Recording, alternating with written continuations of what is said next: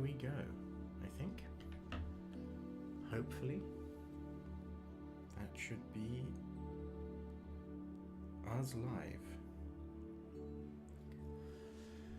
All right. Let's do some sanity checks.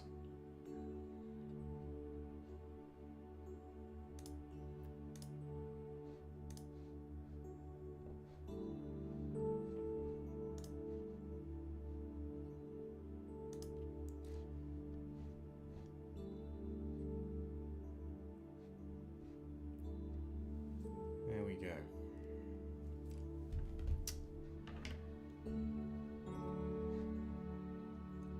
Fantastic. Well, I see we have 2 people joining us so far. I wonder if this is my previous player companions. If you are here, it would be great to see a sign of life in the chat. This is my first stream, and I am largely focusing on a presentation that can be recorded, but the chat is a medium through which people can ask questions, make observations, and if the players are watching, can actually share their own experiences running through this module, Conquest of Bloodsworn Vale. And I would like to dive straight in, but I just want to check that everything is working as it should be. So, my first question is, can people hear me? Am I streaming okay? Does my voice come through clearly? Are there any background noises? I should be streaming the wonderful Kevin MacLeod, Music for Manatees, but if that is not coming through for any reason, then please do let me know.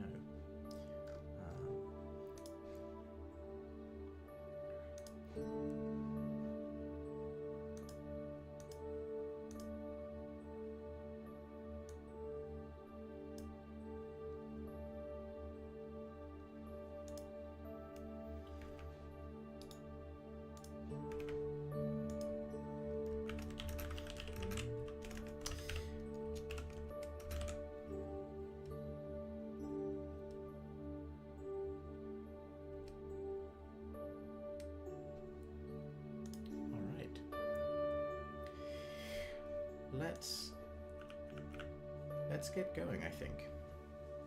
Welcome to everyone who is watching. I'm just going to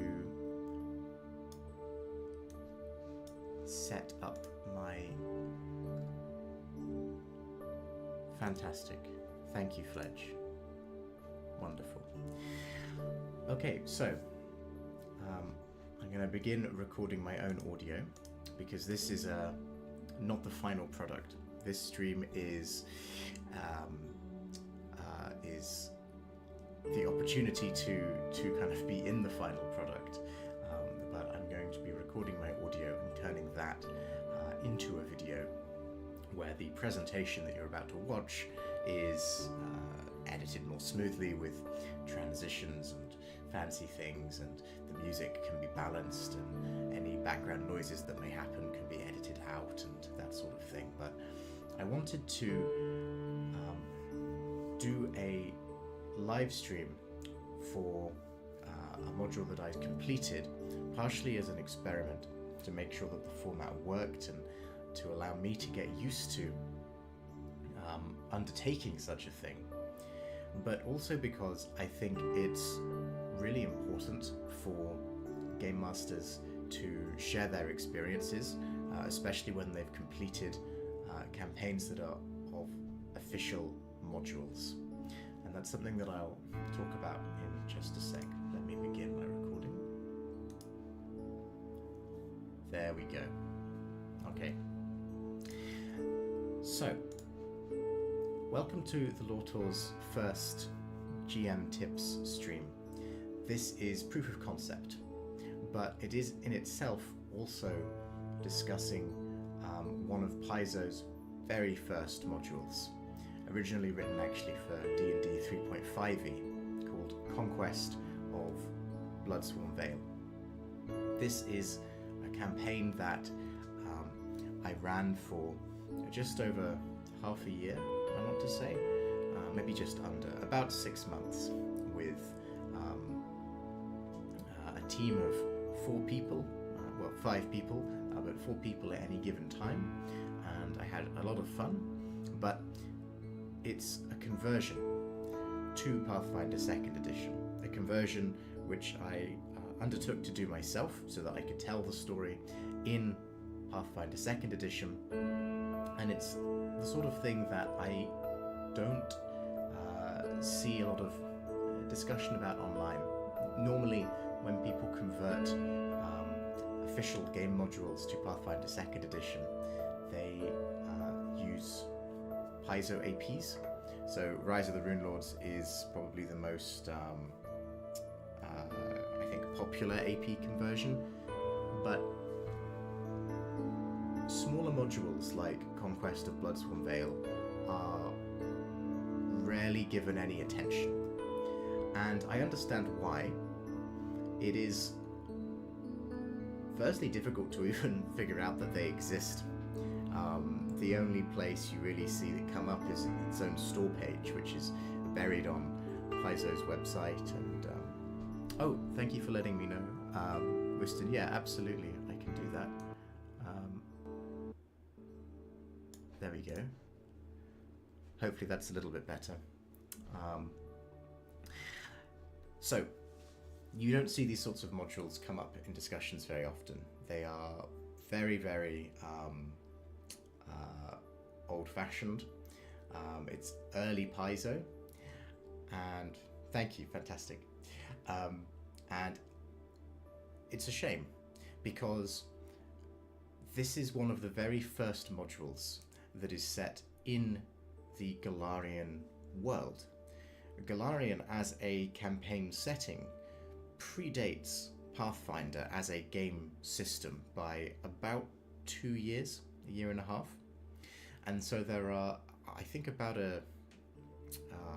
I want to say even 24 modules and 4 adventure paths that document and progress the world of Golarion that I love so much, but are largely inaccessible to players. A few of them have official conversions to Pathfinder 1st edition, Rise of the Runelords, having an anniversary edition is the most obvious, but modules like Conquest of Bloodsworn Vale, or Carnival of Tears, or Journey to the Pharaohs kind of fall by the by, and that's something that I wanted to rectify. So this is going to be a rather straightforward presentation. Obviously it contains massive spoilers for the module, so if you think you might be a player in it and you don't want to deal with that sort of that separation, I would suggest actually not watching the stream. But if you don't think you'll be a player in this module anytime soon, if you're interested to see what GMing it is like, if you just want to ask me some questions about what the channel's up to or Pathfinder in general, all of that's completely fine. I think we will get a couple of the players who joined me in beta testing this module in Pathfinder 2nd edition, watching or possibly even participating. If any of you guys are in the chat, feel free to say hello, because your input would be greatly appreciated to see it from the player's perspective, because this is really from the GM's perspective. It is GM advice. Players outnumber GMs it should be about 4-1, given that the game expects an average party size of 4, overseen by a game master. So having it as about an 80-20 split of players to GMs is sort of healthy, but it does mean that GMs are vastly outnumbered by players, and it can be hard to communicate with each other. It's quite a lonely, isolating experience being a game master sometimes. You have to make the decisions yourself. All of the advice is sort of done by scouring forums and Reddit threads, and often it's because of a rules query or clarification that can lead to spirited debates, shall we say. And you have to make calls on the fly. In the case of a converted module, you also have to sometimes deal with DCs that are different on the fly, or you have to edit the story around and that sort of thing.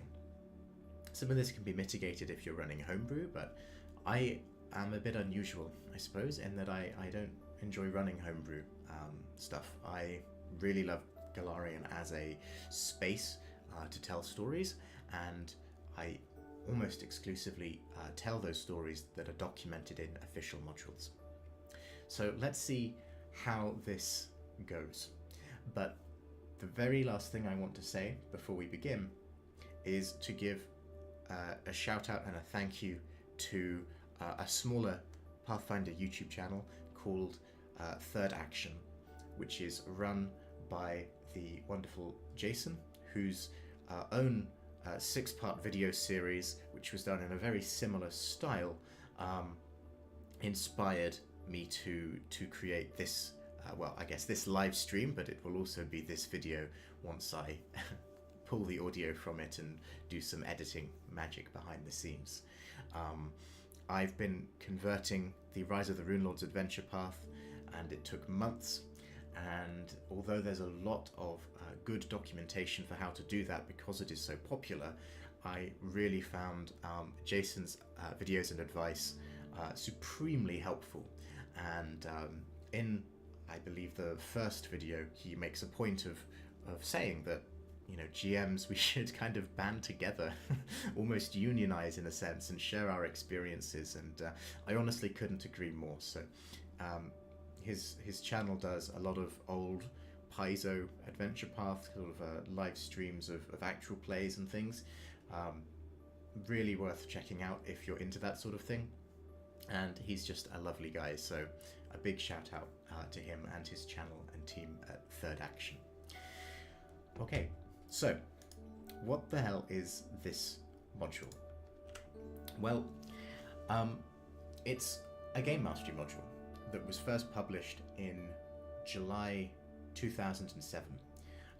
Hopefully the slide has just changed, by the way. I'm looking at it half through OBS and half through YouTube Preview. I think there's a delay. It seems to have worked. Fantastic. It's a game mastery module from July 2007. One of the very first, I think actually the first proper game mastery module. There was a module published a month prior called Hollow's Lost Hope, which is only 16 pages long. It's free. You can download it from Paizo's website if you want to check it out. And it was Paizo's contribution to free RPG Day 2007, which they've a tradition that they've proudly continued ever since then. But their RPG Day modules are always, I think, 16 pages long and only cover a level's worth of play, or sometimes even less. Whereas Conquest of Bloodsworn Vale is a lot longer. Although the actual PDF document, if you purchase it, is 32 pages, which was normal for game mastery modules at the time, this particular module has a code W1, which stands for Wilderness Module 1. That means there's an emphasis on overland travel and exploration and kind of, what's the phrase, hexploration? Even though it's not actually hexploration, they use a square grid, but it's the same idea. And it takes a lot longer than just a couple of sessions like a free RPG Day module is. I'm going to give you my stats on the next slide for full disclosure, but it's worth bearing in mind. It was written by Jason Bulmahn, originally for D&D 3.5e. So if you do want to have a look at the module, all of the DCs, the stat blocks, the treasure, that sort of stuff, will not look anything like Pathfinder 2nd edition, because it's not. It is very similar as a system to Pathfinder 1st edition. So if you're used to playing either old school Pathfinder, or if you've played, I suppose, the Owlcat video games, Kingmaker, Wrath of the Righteous, which also use Pathfinder 1st edition, it won't be too intimidating for you. But if you're completely new to the D&D 3.5e/Pathfinder 1e game system, it might look like complete gibberish, and so it does need to be converted. Converting a module to 2nd edition from 1st edition or D&D 3.5e, which is basically the same thing, is not as hard as it first looks, but there are some hiccups along the way, and that's something that I want to talk about briefly at the end of the presentation. However, I don't want to spend too much time in the weeds of how to convert a module from the get-go, because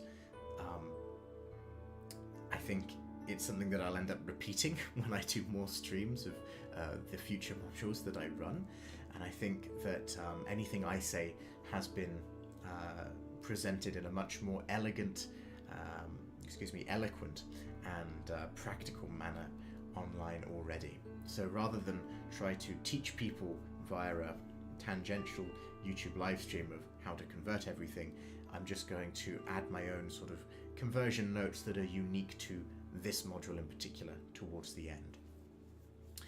In terms of the actual campaign setting, it is located, all of the gameplay takes place in an area called the Bloodsworn Vale, as the title suggests, which is in the Mindspin Mountains in southeastern Varisia, on Golarion. It was really the first module that introduced anything to do with Varisia at all, although it's not the focus because it is isolated away from, for example, the locations you visit in Rise of the Rune Lords, which came out about a month later.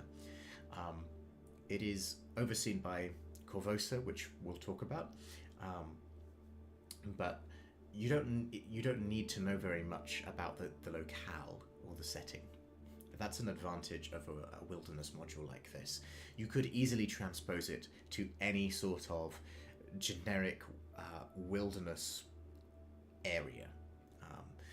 The premise is simply to protect work crews while they work on completing a road, and even when you begin, you are already they're already halfway done. So as long as you have a big infrastructure project that requires a bit of mercenary protection, you could run this module wherever you wanted. But as a Golarion purist myself, running it for Bloodsworn Vale is appealing to me.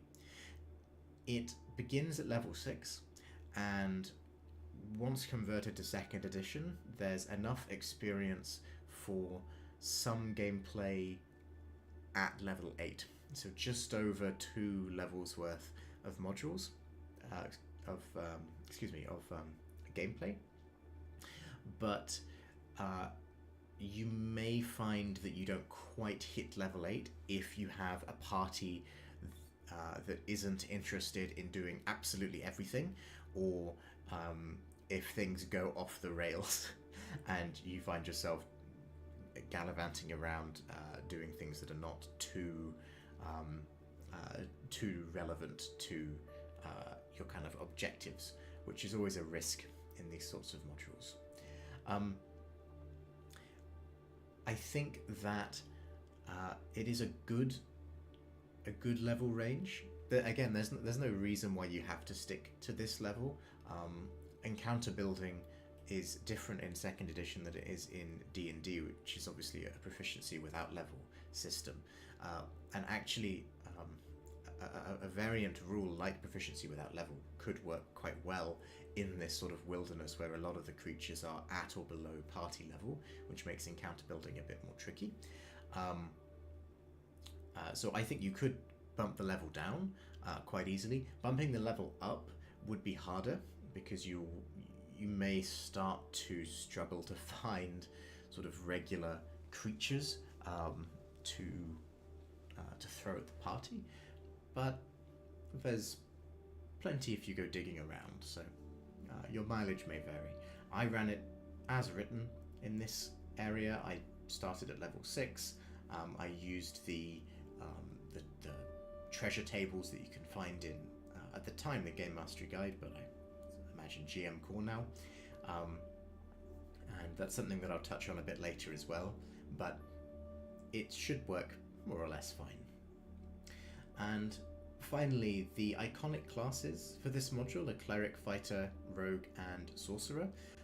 The iconics are the official sort of Paizo mascots. They have one for every class, and in the Game Mastery modules, they used to print on the final page a quick, like, one-glance overview of the iconics stats, so that if you were just running it as a quick weekend kind of gig, then you didn't need to spend too much time creating a custom character if you just wanted to use one of the iconics. And I always got the impression that they may have been tested a bit more than all of the gameplay options that were available for D&D at this time, and then later for Pathfinder. And as it happens, our party almost matched this composition in the game. But I would think it's worth documenting that if you want to kind of follow along as closely as possible, or if you have a player who isn't too interested in making a custom character or is new to the game and you just want to give them something, a Cleric, a Fighter, a Rogue, or a Sorcerer should work just fine for this module. In terms of how I actually ran it myself, so I GM'd for a party of 4 PCs at any given time. I had 5 players in the end. Yeah, exactly. Seabreeze, yeah, precisely. Yeah, so not Fetch right now. Yeah, we didn't have a rogue, but we had the others. We had a party of 4 PCs, 5 players, but one of our players had to leave us after about a third. No, that's not true. About halfway, about just under halfway. And so a 5th player joined us, and simultaneously as those characters tagged out, one of my other players decided to introduce a new character and retire the previous character that he'd been running. So I ended up with 6 different player characters to work with, but never more than 4 at any given time. The first group here is we have Ash, who was a cleric, we have Gausha, who is a gunslinger, Twilight, who is a witch, and Varak, who is a fighter. The player who was controlling Twilight left, and so the new player, she brought to the table Larkin, who is a sorcerer, and Gausha was replaced by Fang, who is also a gunslinger, albeit a sniper gunslinger, whereas Gausha was, I think, a what's the subclass called? Pistolo? Something like that. I can never pronounce it or remember how it's spelled exactly. But pistol specialist and then sniper specialist. It turned out quite well then that we have 3 of the 4 iconics. We don't have a rogue, as Seabreeze pointed out. We had a gunslinger instead of a rogue, but otherwise, for the second half of the module, we were following, by complete coincidence, I will add, the iconic distribution. I normally play with free archetype, and there was no exception here, and I also normally play with gradual ability boost. Both of these variant rules Uh, Pistolero. Yes, I think that's correct. That sounds that sounds correct. Yeah, Pistolero. Um, I normally play with both of these variant rules, and it's a power boost to PCs. Um, I didn't know it at the time going in, but this particular party composition, even without being particularly optimized, and to be fair to them, they were quite well optimized, but even without that, um, certain classes, fighters and gunslingers being among them, are going to punch above their weight in this module for reasons that I will get to. Um, but free archetype and GAB are a power boost on top of that, and that's definitely something that you do need to be aware of if you're running those variant rules. That said, if you're running those variant rules, you probably know that already.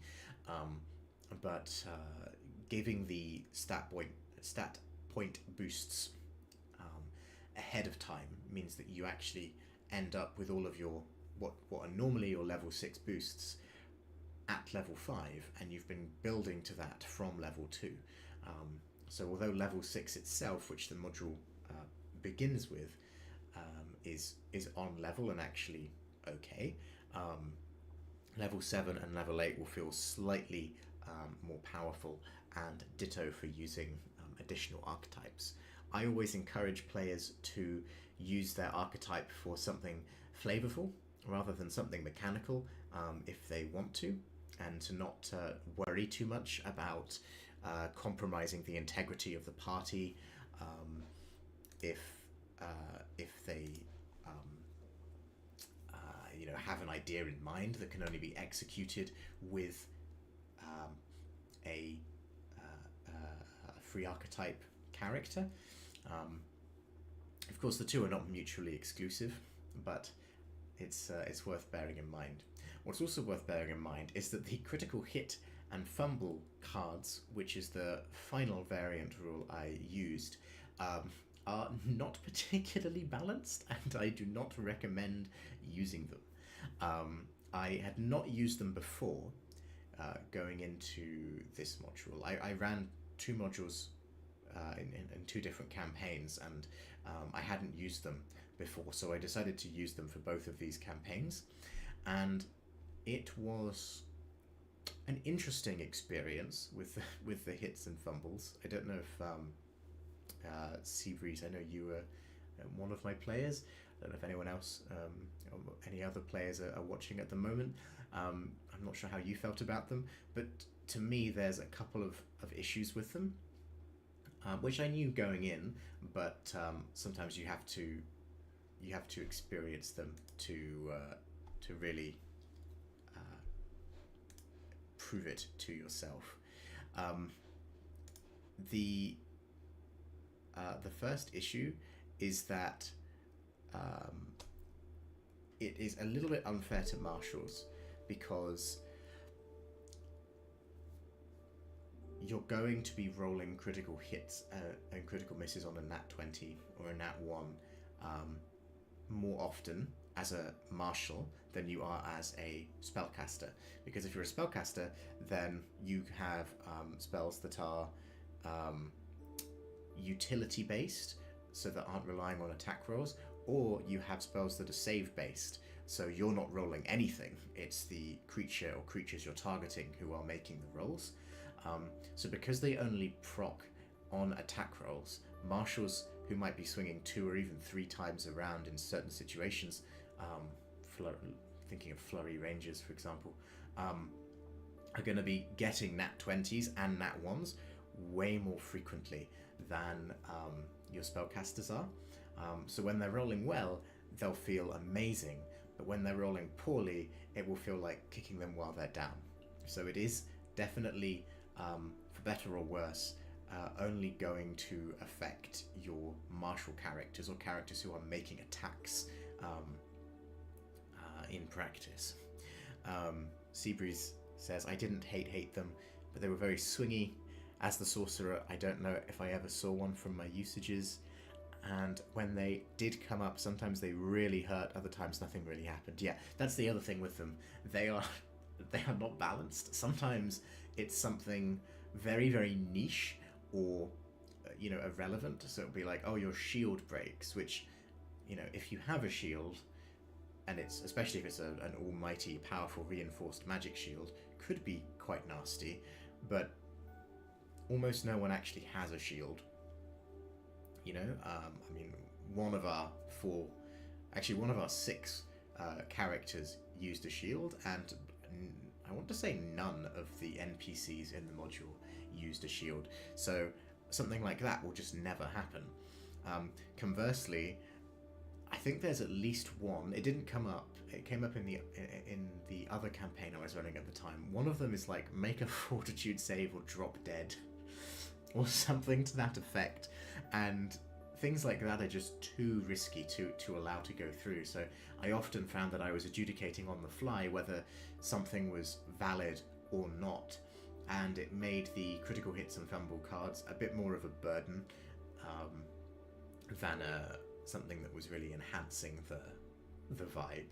So personally, I would not recommend using them, or at the very least, I would recommend using a custom deck. I don't know if one exists. I'm sure someone's made one somewhere. I might undertake to make it myself if not.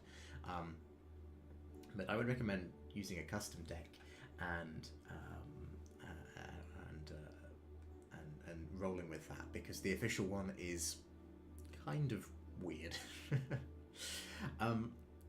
Just as a disclosure, so that everyone's on the same page, when I was running the module, I did it online. I used Foundry Virtual Tabletop, which in my opinion is the only way to go for Pathfinder. Second edition, it is an upfront investment from the GM, but it's a license for life. It's not a subscription or anything like that. And for players, it's completely free. The learning curve is a lot steeper than something like Roll20, which I used for many years. But once you get used to it, honestly, I don't think you can go back. You do have to host your own server though, or you have to pay a fee to a hosting service like Forge, which I did. So I ran it on Foundry via the Forge. So there is a little bit of a hidden cost there, but if you are happy to host your own server, if you have the specs and you know how to do that, that is a non-issue for you. We use Discord for our audio. We had weekly 4-hour sessions, and to complete this module it took us 23 sessions plus a session 0 that took 4 hours as well, which means the total time to run for this module for our group was just shy of 100 hours at 96. This is rather long. It was a lot longer than I thought it was going to be, and whether that's an advantage or not depends on you as a GM. For a 32-page PDF, you get a lot of bang for your buck in this module. I was not expecting this to take half a year just under in sessions, but it did, and that's fine. But if you're on a schedule, or you're just trying to meet for a couple of weekends and then move on to something else, you might have to tweak this. There are ways that you can tweak it, but it's something to keep in mind. It takes a long time. I've prepared several of the early Game Mastery modules at this point, and I guarantee that none of them run for even half this long as the others. For example, Hangman's Noose, which is the module U2, released I think in January of 2008, takes place over the course of a single night, almost in real time, I think. It starts at like 6 p.m. and then finishes at 1 a.m. So it's like 7 hours in real time. So the most you're getting is 2 sessions if you're doing it second by second, maybe 3 if you're pausing for combat encounters. But compared to that, this is like a marathon of a campaign, and sometimes it feels like it's lost its momentum, and sometimes you can struggle to actually fit things into it. which is something that I will come on to, but do keep it in mind. It takes a little while to get through. As for the module itself, the campaign timeline is quite interesting. The premise is that Corvosa is at this time, which is Calistriel or Erastus, 4707. Corvosa is ruled by King Eadred II Arabasti. I think he kicks the bucket or dies at the beginning of Curse of the Crimson Throne, so he's only got about 6 months to live at this point, if I recall correctly. But at this time, he's still doing just fine, and he decides to reopen the Bloodsworn Vale, or specifically the trade route that used to run through it. And he dispatches one of his most loyal servants, Sir Jared Tolgrith, to organize this venture. Sir Jared oversees about 100 people. Oh, thank you, Orca. That's greatly appreciated. Welcome.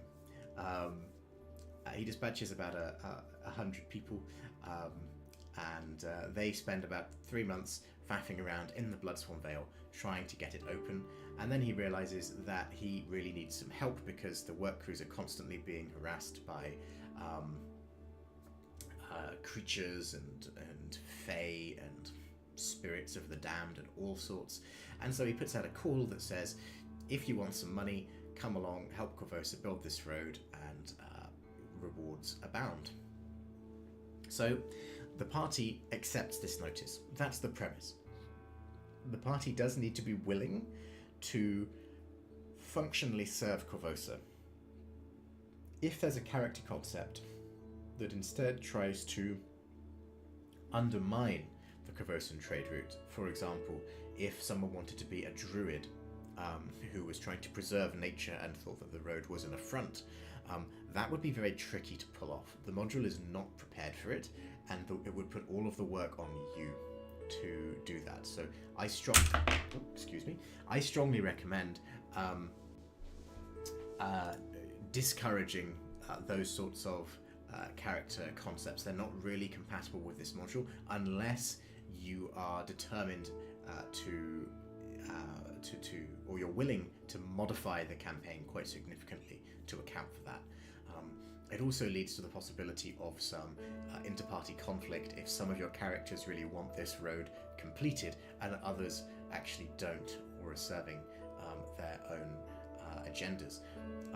All of my player characters absolutely wanted the road to be finished, but they wanted it to be finished for slightly different reasons, and even that was enough sometimes to generate some arguments between the characters as to what course of action was best when they were kind of serving their own agendas.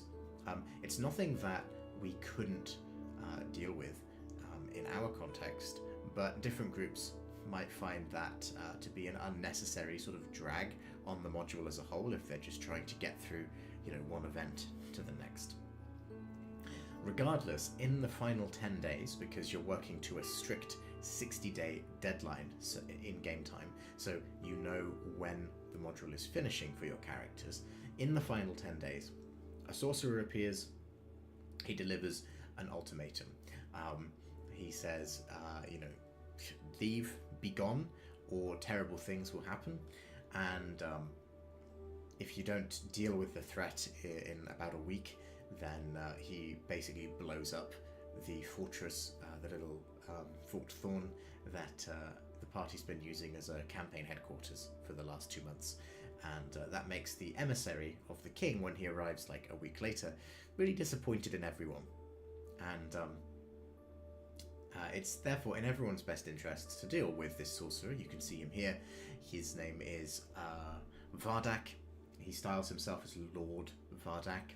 Now he's a strange fellow, but he is really the BBEG of this module, and I have a lot to say about Vardak. There is also a bespoke accomplishment point mechanic that is described in this module to determine the ultimate outcome. I think it's kind of cute. It's not hugely important that you stick with it. It's just helpful if you want to get an idea of the relative value of all the different quests that the party has to deal with through their time. I don't think this module was the first to invent an accomplishment point mechanic by any means, but I do appreciate that it's there, and it is interesting to see what is considered worthy of an accomplishment point in the game. So, in terms of lore resources, when you're prepping, because this is the lore tour and I try to be as purist as I can within reason, your go-to here I think should be Pathfinder Chronicles Guide to Korvosa. It details a lot about Korvosa, of course, which is the city-state responsible for initiating this push through the Bloodsworn Vale, but it also contains some helpful information about other settlements and locales in the kind of area of Varisia that Korvosa is set. So it has some information about Yanderhof, for example, which is the dwarven sky citadel, and it has some information about, I think, other residents of the Mindspin Mountains.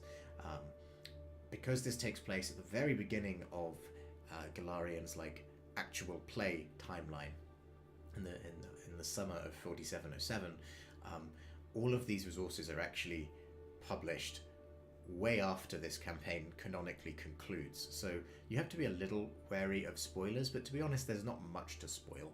The canon is the road was reopened, but that can happen without the players necessarily succeeding. So if everything goes to hell and everything blows up, you can still have the road open. It might just be a much more dangerous trade route. So there's not really anything to spoil here, except perhaps the state of Korvosa. I think the Guide to Korvosa doesn't really talk about the current political situation too much.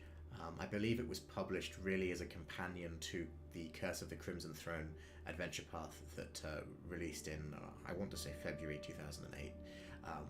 But it's fine, it will do. You can also look at the Chronicles supplement called Varisia, Birthplace of Legends. This doesn't have quite as much information as I was hoping, but it has plenty for Varisians or Shoanti interested players. Varisians are sort of the traveling nomads of Varisia. They're akin to the what's their name in Curse of Strahd? I want to say Vishtani, but I may have just made that up. Vistani, maybe. They are kind of your travelers, and they are very nomadic, so they can be around anywhere. Whereas the Shoanti are based on a fusion of Native American and Pictish cultures, and they are static. They have tribes that organize and stay in the same place. The nearest is the Sun Clan, but they're based up on the Storval Plateau. I'll give you a location slide in a second. But in terms of cultural information, Varisia Birthplace of Legends can give you a lot more on that. I also always recommend checking out the campaign setting, which is the first edition kind of world book, and the World Guide, Lost Omens World Guide, which is the second edition equivalent. Very high level, but if you are new to Pathfinder, or if your players are new to Pathfinder as a campaign setting, they can be really useful to help orient your characters, especially if you are using this module as an installment as part of a larger campaign. If they have to open this road so that they can go through to the kind of heart of Aveston and the Gravelands, or Lastwall it will be at the time, and the Eye of Terror, or head south to Absalom or whatever. Useful stuff. Finally, it might be worth looking at the Curse of the Crimson Throne adventure path, because it's set in Korvosa. I didn't do this myself, which is why I've put a question mark. I don't know how useful it is. I would just query it if you think it may be useful, or if you happen to own it anyway. There's probably some useful information in there, but bear in mind it does begin half a year after this takes place, and I think the whole point of the adventure path is that there's a succession crisis. So the political landscape will have changed a lot, and I don't know if Bloodsworn Vale itself is actually relevant to the adventure path. My instinct says not, but it may be worth checking out. It's closer than a lot of the other APs you could be turning to. So here is a fancy map of the immediate area. Here's my most colourful slide. It is a little bit stylistic in that it makes the Bloodsworn Vale look like this enormous gap in the mountains that you could drive like an army through. It's not really like that. The Vale itself is quite closed. There's one path in and one path out on the west and east respectively. The path in from the Corvosan side is called Ice Deep Pass, and I get the impression that it is difficult for a wagon to navigate sometimes, so large logistical operations are going to be reasonably hindered. It is crossing the mountain range. Thank you, Orca. Yeah, I enjoyed making this slide. And it leads to near Mathis. This area to the east is under Nemathan control, which is sort of the before alignments were removed, it was the chaotic good or chaotic neutral country. It's sort of a libertarian's paradise, sort of every man for himself sort of vibe. Lots of rangers and independent little villages that all kind of loosely ally with each other. The most important settlement there is called Skelt. I think it's built into like a cliff or the side of the mountain, so it's really hard to access from the Nemathan side, but from the Bloodsworn Vale side you should come right to their backyard, which could be an interesting idea if you wanted to have a character who was from Skelt or from Nemathus who was trying to open the Vale for their own reasons. But really the focus, I think, is on Corvosa, and I have 3 different ideas for Corvosa that are relevant, and I think that is particularly kind of easy to do. So if your players are looking for ideas, these are my suggestions. The Corvosan Guard runs Fort Thorn in Bloodsworn Vale. They're the ones you're interacting with. Sajira Tolgrith is, if not a formal part of the Guard, at least in charge of them. It might be that he's sort of minor nobility who's just sort of assigned to lead the Guard detachment. But the Guard are really providing the bulk of the labour for this effort, and so a character who is related to the Guard is a no-brainer, really. In our campaign, Ash, our cleric, he was a former Guard who had sort of retired or left for his own reasons, but decided to come back as a mercenary, partially out of a sense of obligation, I think, but also just to do something a bit more interesting with his life. There's also the Sable Company. The Sable Company is sort of the most probably advanced military presence in Corvosa. They kind of tame, I want to say, griffins or something, and they fly around the skies and protect the city. They're a little bit more elite, a little bit more independently minded. I can't recall too much about them off the top of my head, but the Guide to Corvosa has a lot of information on them, and in our campaign, Fang was on holiday, having taken some holiday from the Sable Company, and his idea of a holiday was to go and help out taming the Vale with a massive gun. That was a fun idea, and something that can actually work quite well, particularly because I believe the Sable Company has an affinity with monstrous mounts and that sort of thing, and there's plenty of opportunity to secure more within the wilderness. You could also be a noble from Corvosa. This is definitely a political initiative. It doesn't say this in the module, but if you cross-reference when this takes place with the Guide to Corvosa, you will notice that Corvosa is celebrating its 300th birthday in 4707, and so as far as I'm concerned, King Arabasti ordered the road reopened in celebration of its 300th year. And in our campaign, Larkin, as a character, she was dispatched to be the noble's eyes and ears whilst the efforts were undertaken. She was the blue-blooded representative, and actually became the viceroy of the Vale in the conclusion of the campaign. But you're not limited to Corvosa. Citadel Vride, possibly Vrade. I say Vride because I think it sounds a bit more Hell Knighty. But Citadel Vride is home to the Order of the Nail, which is an order of Hell Knights. Hell Knights are kind of your ultra-lawful faction in Golarion, normally more evil than good, but with the removal of alignments you can play them however you want, really. Varak was a Hell Knight from the Order of the Nail, freshly blooded, and was kind of off to prove himself by kind of representing the Citadel's interests in seeing the Vale conquered and tamed and frankly purged of all things that he saw as an affront to civility and normality. Was not really a good person.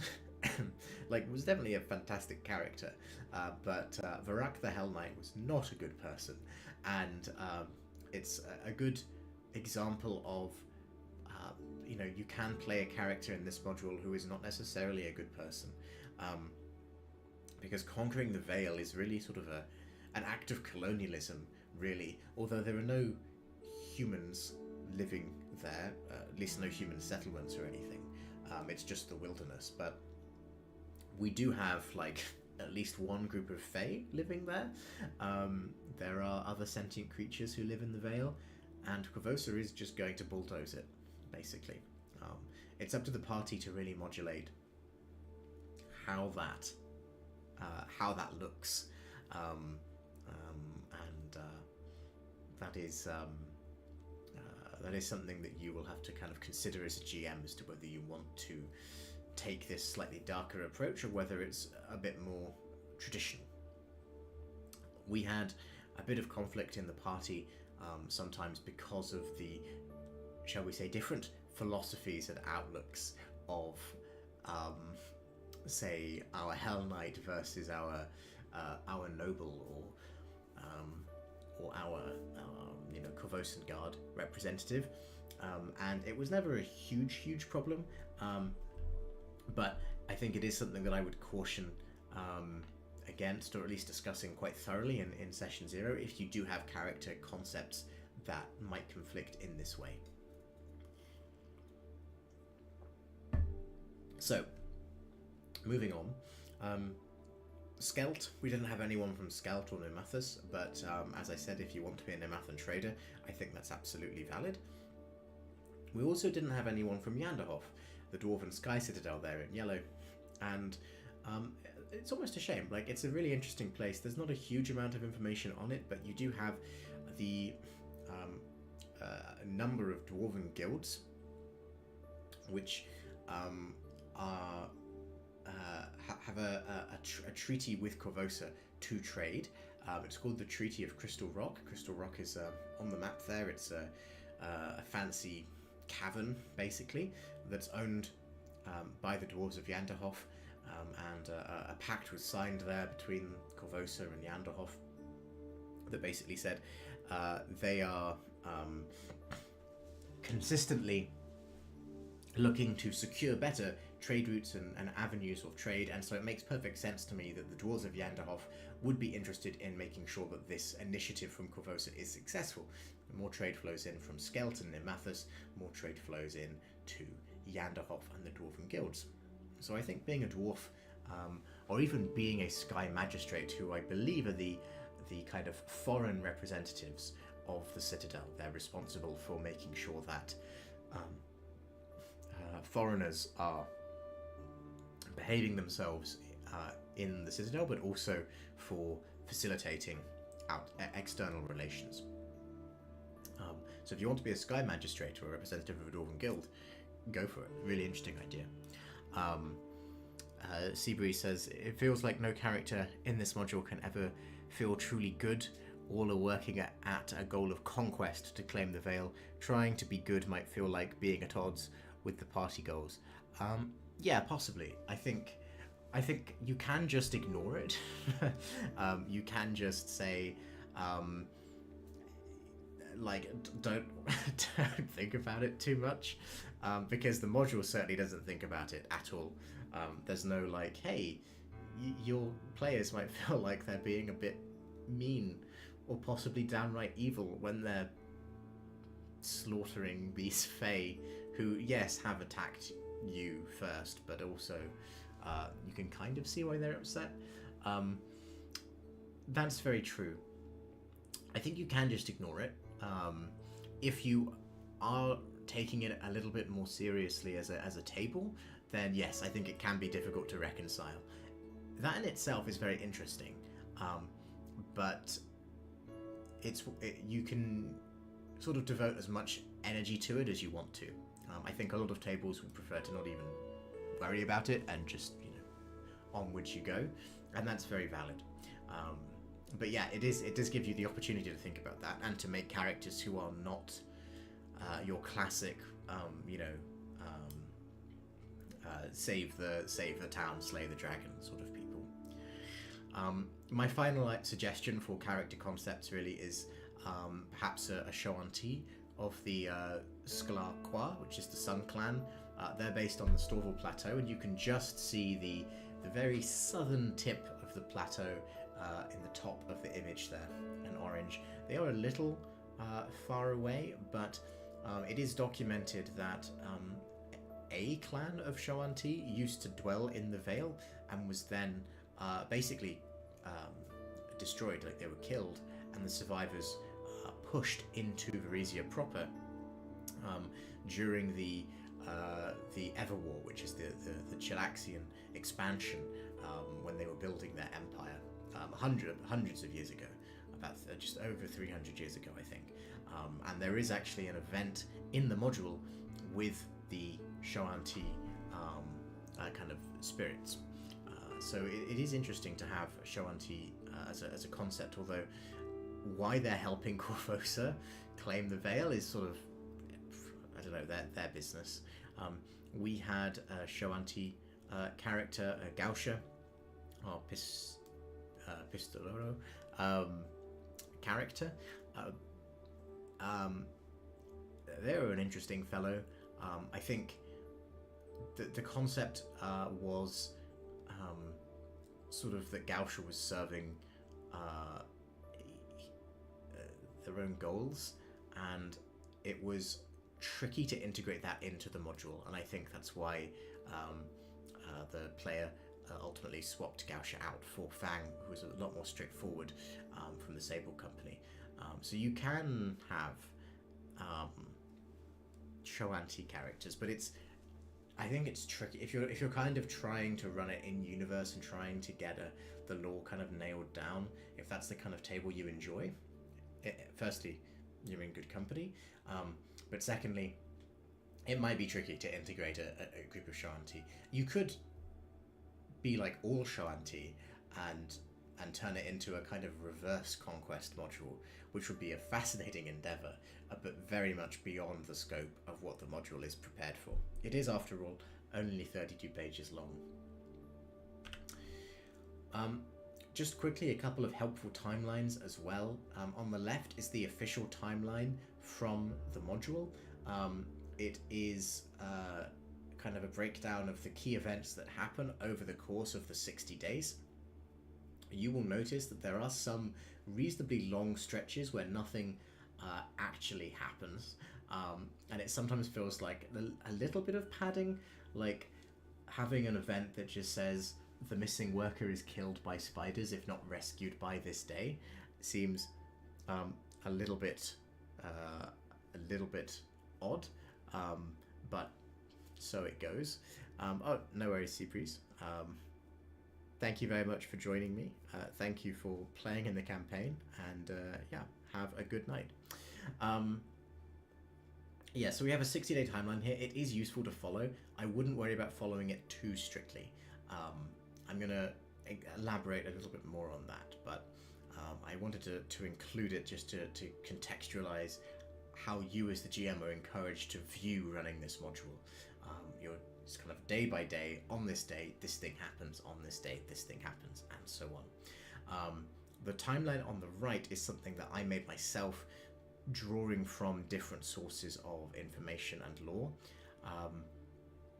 As you can see, the city is 300 years old, as I mentioned, so I think it's good to have the conquest be linked to some sort of massive celebration, published, pushed for by the city powers that be, but worth documenting.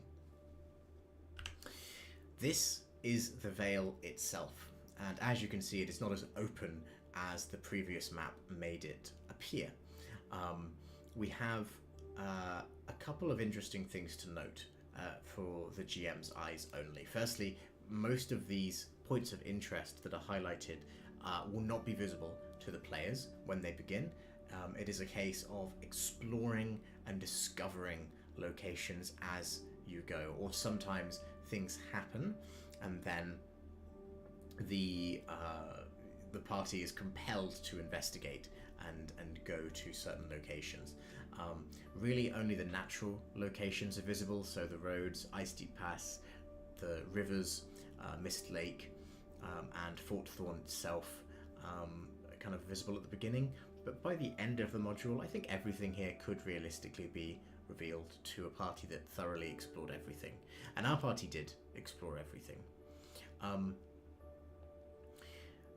Bear in mind that the road is only half finished, but perhaps I should phrase that as saying the road is already half finished by the time you begin. You do not begin the actual campaign, the actual module, at the same time that the work crews begin the road. They have been working on this for about 3 months at this point, and they are just over halfway from their perspective. So Gyrod has summoned adventurers for assistance because progress is beginning to stall for one reason or another. And so this dashed line is what the party oversees over the course of the 60 days. The first bridge next to Fort Thorn, the Petal Bridge, is finished and fine, but the second bridge, the Cold Run, is not complete at the beginning of the module. I think as written it finishes on day 6, but I would actually recommend possibly delaying that, because the bridge is what enables entry into the eastern third of the map, and there are certain key sites, most notably Vartak's Fortress, that are only accessible once this bridge is complete. If you unlock it too early, I think you run certain risks with trivializing later parts of the module, but it's not the end of the world if it's finished on time. But I would suggest having a longer time to finish the bridge and then a shorter time to finish the road if you are trying to make it more event-based. The Vale as a living place is not the easiest thing to depict, because the module doesn't have a lot of time for it, but I have 3 generic suggestions, things to keep in mind. Firstly, movement through the Vale is very slow. You can see here, this is the movement key on the right for traveling through the Bloodsworn Vale. Now this obviously was written with D&D in mind originally, where the default movement speed is 30 feet rather than 25. But even if you assume that the 30 feet is actually 25 for the sake of Pathfinder 2nd Edition, which I didn't, a mile an hour through the forest at the beginning for a 30-foot party means that you are not going anywhere in a hurry, and a lot of your time will actually be spent just saying, oh, we go from point A to point B. This is something where your mileage may vary, no pun intended. Your slower party might have a quicker experience overall because they don't have to make decisions as often. They can just say, oh, we're going here, and it takes 3 days, so 3 days advance in the timeline. Whereas if you have a quicker party, they might get there in 1 day, and then they have to discuss amongst themselves what they're actually going to get up to for the 2 days that they've saved.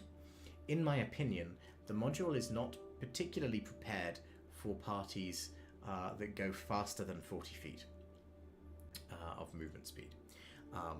If you have a party that can get around this, and let me tell you, they can with the right setup, you are going to run into some interesting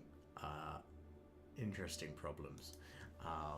Nothing too serious, but I think a large part of why it took 96 hours is because there were a lot of discussions that took place that could only take place because movement through the Vale was trivialized. There is also a random encounter mechanic. I have a love-hate relationship with random encounters. You have to be careful. If you're a party that just loves the combat and you just want to throw combat at your players because that's what they enjoy, then easy going. As written, these are only combat encounters. It's just a wandering monster table that's divided by location. You make a check every 6 hours. There is a 10% chance of encountering a wandering monster or monsters during the day, but it's doubled at night. I simplified this a little bit. I just made 1 check for the day and 1 check for the night if they were camping overnight. I did stick to the percentages, so 10%, 20%, but it got a little stale in the last half of the module.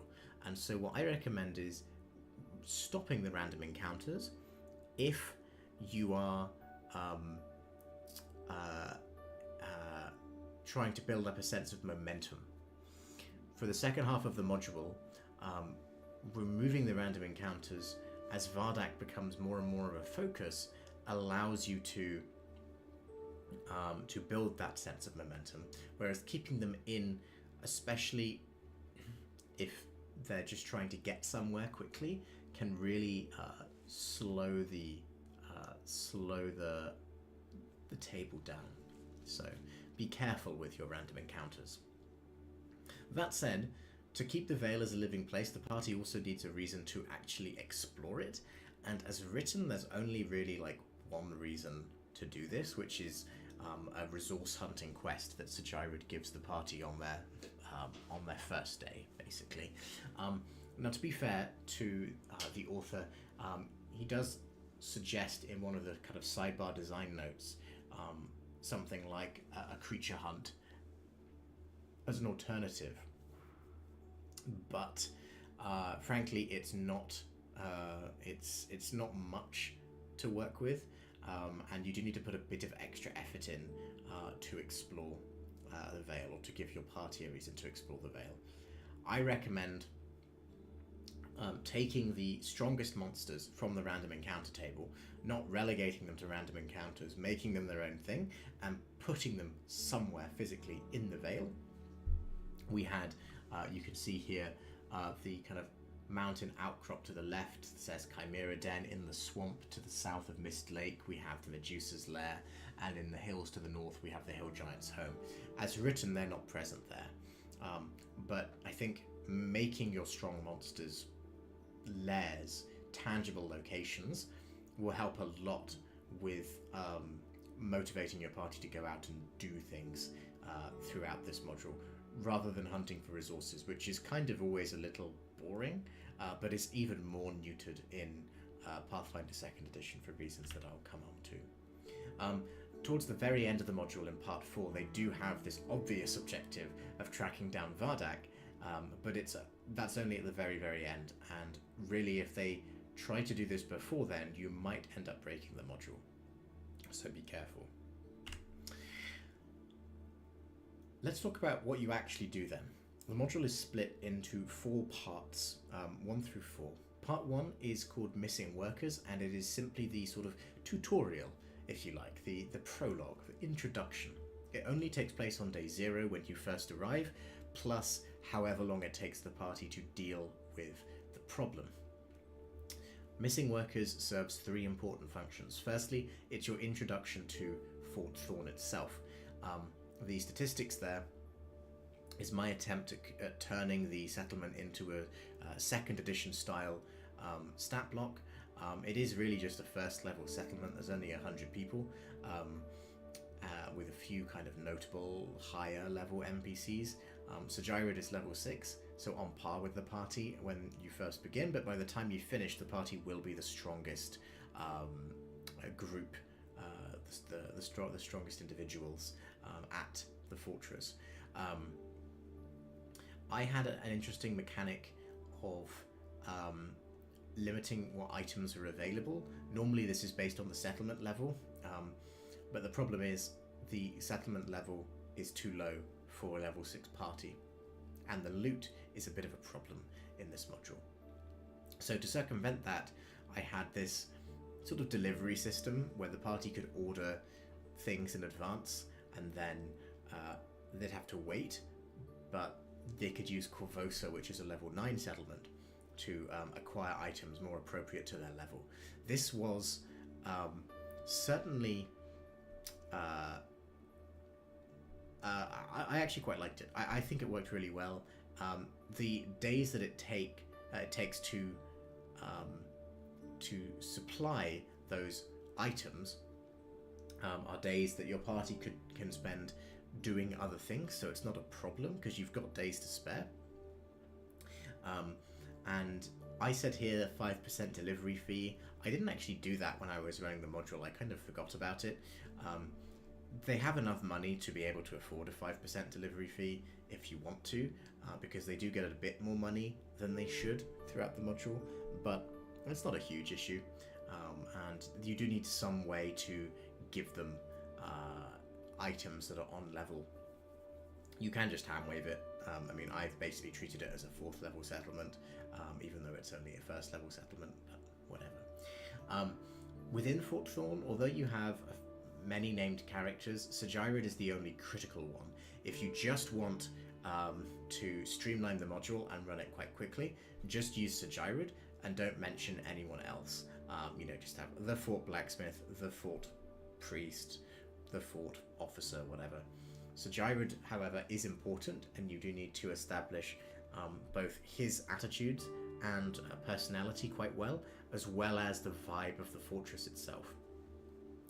The overarching theme here is that Fort Thorn has suffered. The campaign has slowed, it's become a slog, people have died, people have gone missing, they're under attack, there's something sinister in the air, there's a curse on the Vale that means all of the water gets polluted every month. They're not having the best time. And the Corvosan Guard is not used to wilderness conquesting. They are a city force of guardsmen who normally patrol the streets and break up drunks having brawls outside taverns. They're not the kind of organization that's really equipped properly for this sort of wilderness navigation. That's something you should lean into. They're out of their depth and they need help. Sajirid does have his head screwed on quite tightly. He's a nice guy. He gets the job done and is very pragmatic. He's also very loyal to Corvosa, so if you're going to have a character or a group of characters who are trying to undermine the conquest for any reason, you have to be really careful with how they interact with Sajirid to do it correctly. The second part of Missing Workers is your introduction to overland travel. The party will be gone for a while on their first quest, and that needs to be made clear to them. It's not a case of popping out for the afternoon and then coming back. So it will take, assuming that their speed is 30 feet, and it might even be 25 in 2nd edition, it will take them all day to get to the ambush site, a full 8 hours travel, and then another 8 hours travel back. But they don't even go back directly. They go to an ambush site and then to a Fade Glade and then back. It will take them a few days. And that's the closest event that happens. Everything else is even farther away. As time goes on, you can use the road, which is progressing at like a couple of miles a day or whatever.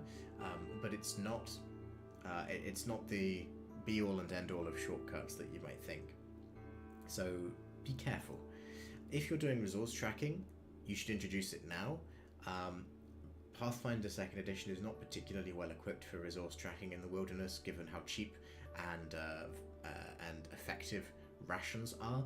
I would just make sure they have a tent, make sure they have some rations, and just, you know, get them to toss a silver every time they come back to the fortress and hand wave it. And for us in our campaign at the beginning, we did have some nice RP moments where people would wake up, they'd go and hunt rabbit or whatever for their morning stew, and it does help to invest in exploration feats, but in terms of like the overnight, like everyone eat a ration and whatever, even something like this is not going to challenge that system particularly, so don't feel bad if you just hand wave it. And finally, part 1 leads to the first dungeon, and you get to meet the Fae, who are important, but they're also the only Fae in the module. And the reason why I mention that is because the module description, the blurb that you might share with your players, says that the Vale is full of dangerous Fae, and I think I had a player who at least partially built his character based around the fact that, or the assumption that he would be dealing with Fae quite a lot, and it's not true. These are the only Fae in the module, beyond random encounters. And it's a little bit disappointing. I think you could put some effort in to convert a lot of the other monsters to Fae, and have a bit more of a sense of community and cohesion throughout the Vale.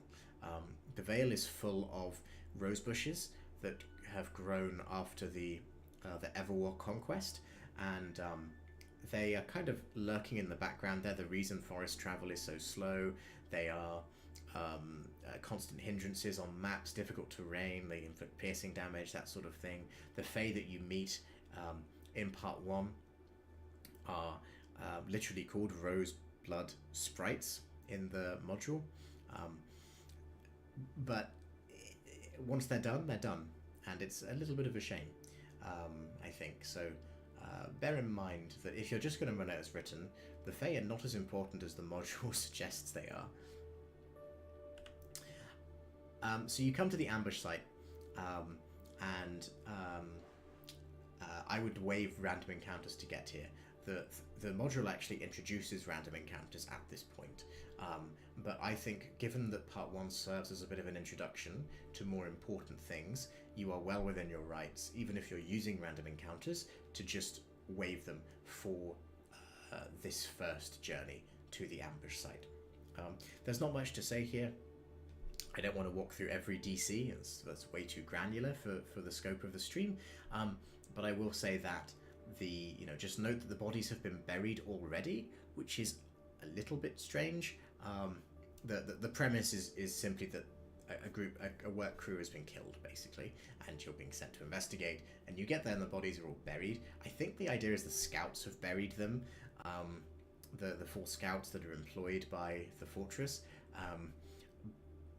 but it means that you can't examine any of the bodies, which is odd, because all of their ears have been cut off. That's the most interesting thing about this ambush site, is the missing ears.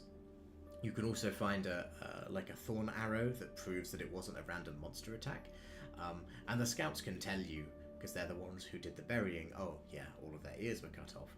But it's a little bit odd that it's delivered in this roundabout way. The idea might be to keep the scouts hanging around, because if everyone fails their checks to track the the ambushers. The scouts are meant to succeed and can point you in the right direction, but the DCs are not too hard. Do make sure that someone is trained in survival, but it's not a huge issue.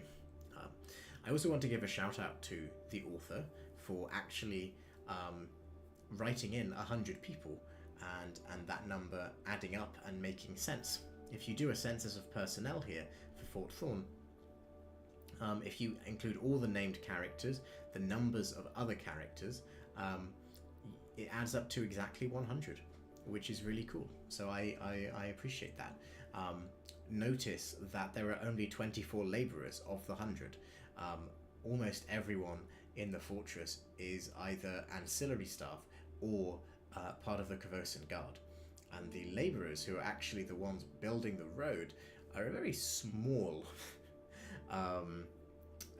small percentage of the personnel here, which is a little odd, but I think it's trying to emphasize how dangerous the Vale is, saying, hey, look, we need 60 soldiers to protect 24 laborers.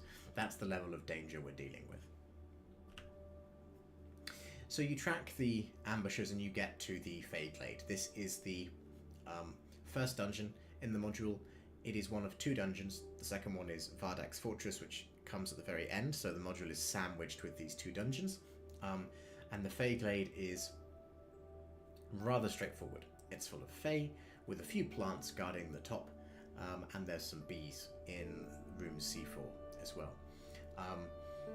The Roseblood sprites, which I converted to be a kind of gremlin, so I call them Roseblood gremlins. The gremlins are reasonably easy. They're level 3, so party level -3, worth 15 XP each. Definitely within the scope of a level 6 dungeon, but they're not going to punch very hard. They are all spellcasters. They can cast Obscuring Mist, but you have to use them cleverly for them to really hit hard. So you're within your rights to add a few hard-hitting monsters if you want to. This actually applies to the encounters overall. Even the plants and the King of the Roses himself, who is level 6, are both pretty easy to deal with. And this is a theme throughout the module as well. I don't have a problem with it for this dungeon because it's the beginning of the module, but if you want to make it harder, consider giving a lot of them the elite adjustment.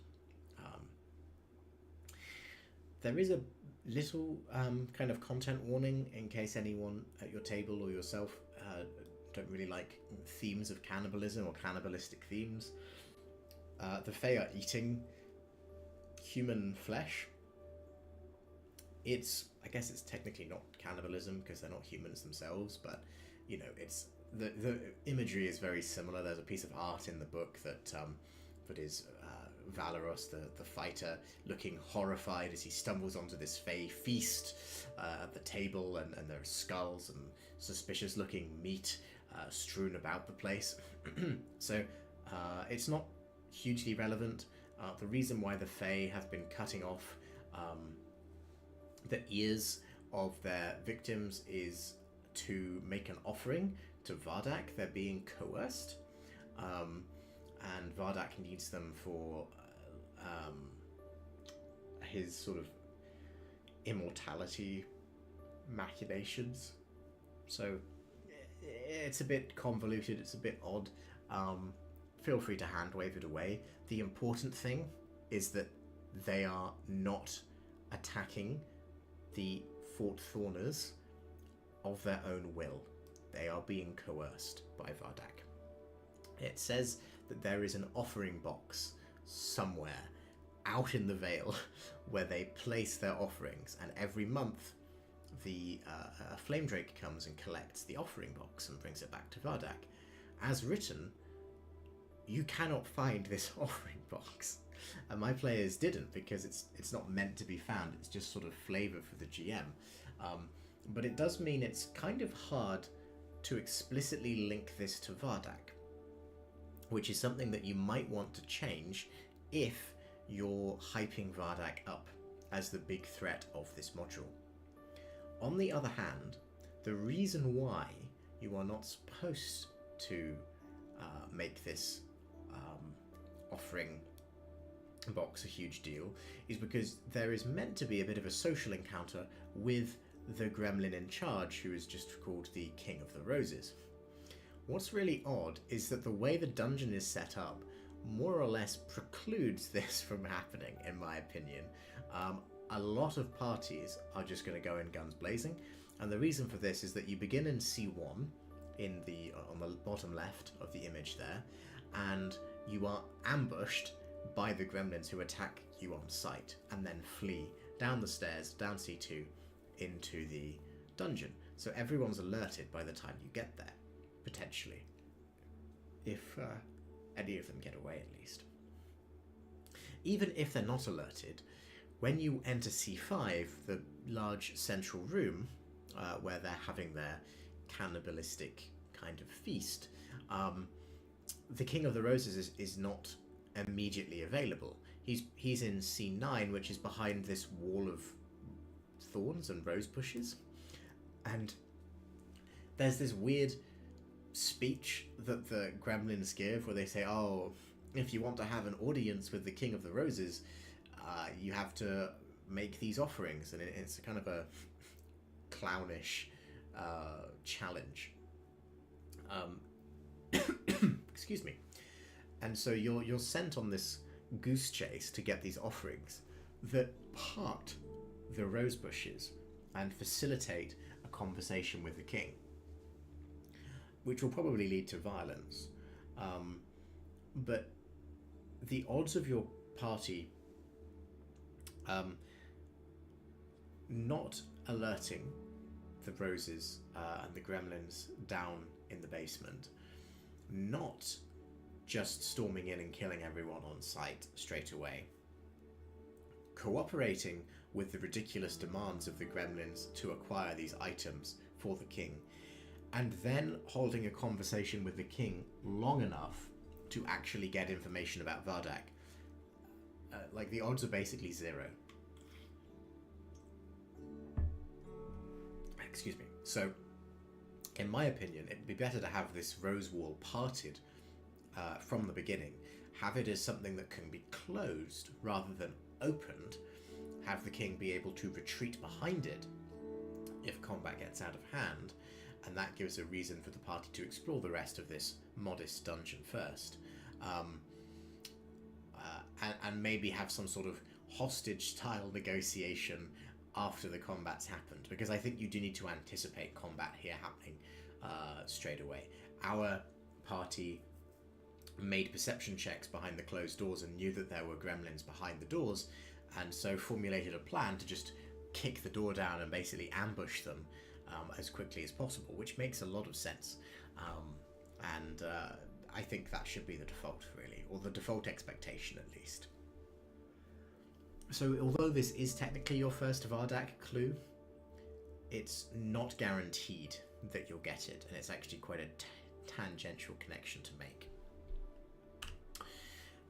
So in part 2, which is creatively just called Other Sites, the party enters a predictable routine. They have a few days of downtime, and then they're sent off to do something. It's a series of quests given by Sir Gyrod in response to the evolving circumstances of the fortress.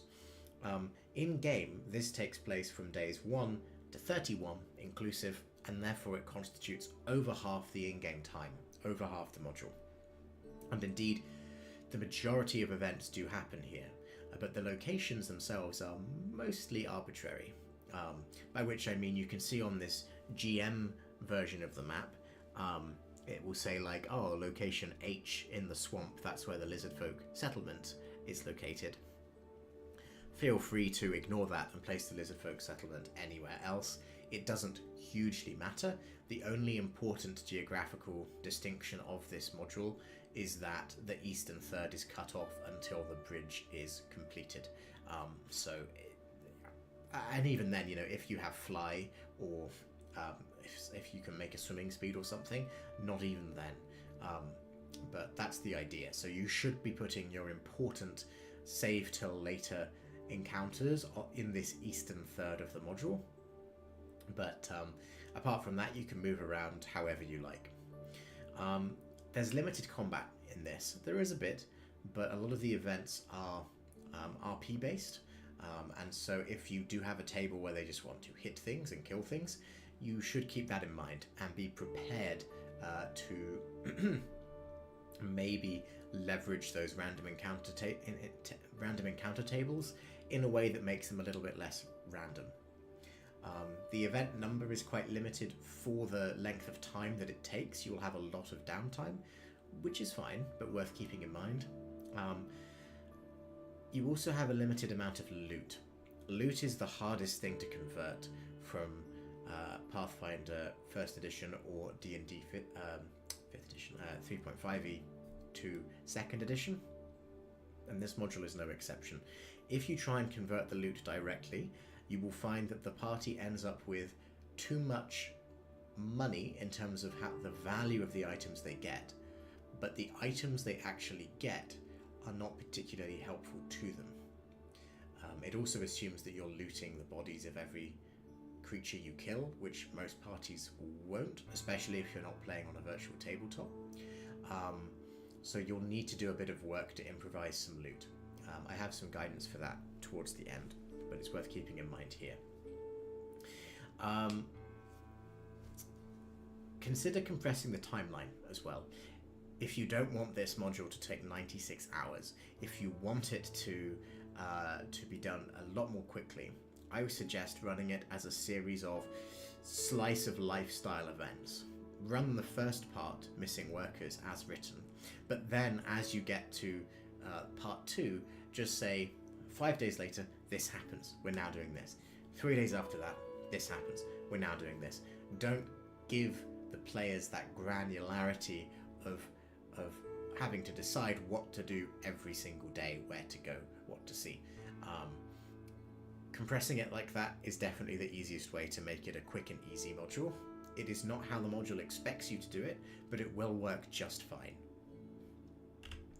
The first quest that you're given is also the least important and the most boring. It's just called Resources, and basically it's written in as a semi-random mechanic to improve Fort Thorn's item selection. You get this D8 table, and the module says roll, I think 68, so you'll choose 6 of the 8 and distribute them around the map as you see fit. I decided to include all 8 resource nodes because the map was looking a bit sparse already, and I do recommend if you're going to include them, just include all 8. But the problem in 2nd edition is that these resources have no mechanical impact because of the way settlements worked in 3.5e. You had like item price limits, and it was very, very different, meaning that these resources contributions to the settlement are completely diminished in 2nd edition, which means you need a better reason to run them. Your saving grace here is that it is a push factor to actually get out and do something with Fort Thorn, and a lot of parties will just look for them for the sake of looking for them because, hey, Sir Gyron said we should go get them, therefore we should go get them. That's fine, that might be enough. But I do think there is room to make them a little bit more interesting. The most obvious way of doing that, or at least the way that requires the least effort without having to invent your own bespoke settlement adjustment system in Pathfinder 2nd edition, is by tying them to other encounters. So, for example, I had a Medusa inserted into the swamps in this module, and I had the Medusa's stalking ground be basically in the same location as the cold iron deposit, which meant that if the party wanted to get the cold iron, they had to deal with the Medusa. Very straightforward, doesn't really help the resource itself, the resource is still just whatever, but it's the lowest priority, so you could just remove this quest entirely if you wanted to. You also get 1 accomplishment point for each resource you secure, So it's a good way of farming the accomplishment point mechanic if that's something that you're leaning into. You're also given 2 other quests on day 1. The first one is just called Owl Bears. Owl bears have been spotted, and this is a problem. Or more precisely, it will be a problem if they're not dealt with. The game module gives you a week to deal with them, and they begin to stall the road from day 8, so progress is halted. Excuse me. And I think this is fine. I think everything else that stalls progress on the road should happen immediately, but because you have to spend time tracking down the Owlbear caves, whose location is not known to you at the beginning, you will need to allow a few days grace for the party to search around. If they set off in the wrong direction, they could be looking for these owlbears for a long time. There is no set mechanic of how to track the caves down. What I did is on the overland travel for exploration, I would say, hey, okay, make a blind survival check and fast forward time by a few hours, and I would tick off, I put a little flag down on Foundry, tick off and say, right, based on these results, this is what you find in this and surrounding tiles. This meant that every check covered a 3x3 area, the tile they were in, and also all the connecting tiles, and that seemed to work out okay. By the time they finished the module, they had more or less found everything they had to, but there was still plenty of tiles to spare, particularly if you're including the mountain tiles that ring the entire Vale, which I think you should be. Very straightforward. You could do it in a more sophisticated way. I'm sure there are, hexploration rules from like Kingmaker or Age of Ashes that you could try and modify, but I don't think it's worth the effort for how little you actually need to scour these locations. But Owlbears is definitely the one where it comes up the most. So if you're going to have a mechanic, now is the time to use it. In terms of this encounter itself, it's very straightforward. It's a load of owlbears. They are level, I think, 4. So a decent challenge in numbers for a party. And they have a scream attack that frightens PCs even on a success, which reduces like all of their DCs, including their AC. So they'll feel a little weaker when owlbears start savaging them. The encounter's balanced fine. 2 important things to note. Firstly, there are owlbear cubs as loot, as written. This is an interesting opportunity for any animal companions, druid kind of characters, anyone who's from the Sable Company. You can have these cubs be really cute and wander around. I was kind of concerned when I ran it that Varak, one of the party members of Hell Knight, would have just killed them on sight, and that would have caused a big brouhaha with the party. So instead, I had the cubs be missing. I took them out, and the party didn't find any cubs there. And it was later revealed that Vardak had stolen them to enrage the owlbears. As written, this has no connection with Vardak. But if you want to make Vardak more important, and you want to give the impression of there being a sinister force throughout the module, I think it's much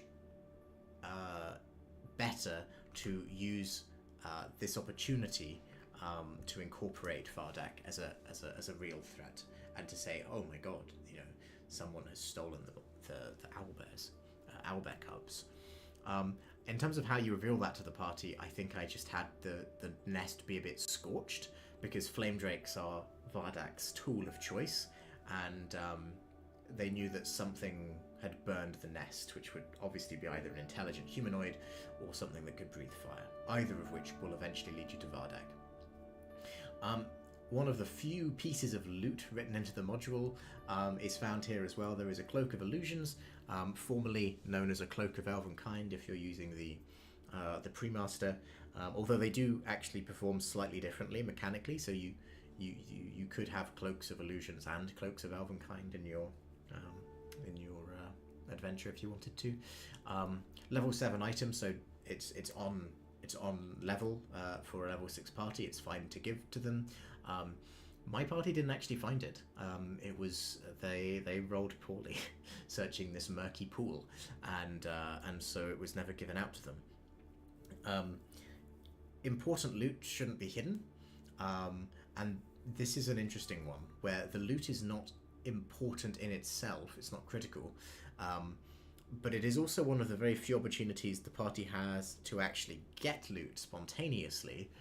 So it might be worth just making them find it, because you are starved for loot in the early parts of this module.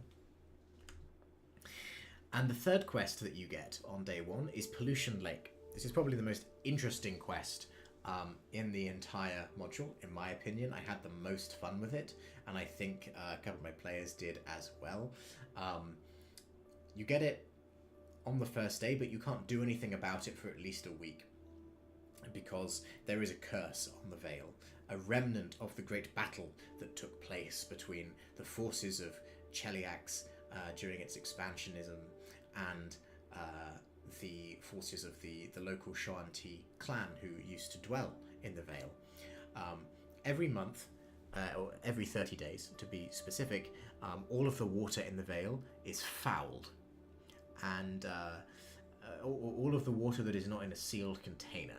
So the fortress has had to be kind of storing water in barrels, and they're really sick of it and want the river to just be normal for a change, and the lake as well. So Jared says, can you please track down the source of this curse and deal with it? The encounter itself, once you track it down, it's on the shores of Mist Lake, is a combat one, but there's no map provided, which is a bit of a shame. So you will need to dig out your own lakeside encounter map if you're not doing Theatre of the Mind, or just using like a grid on a table.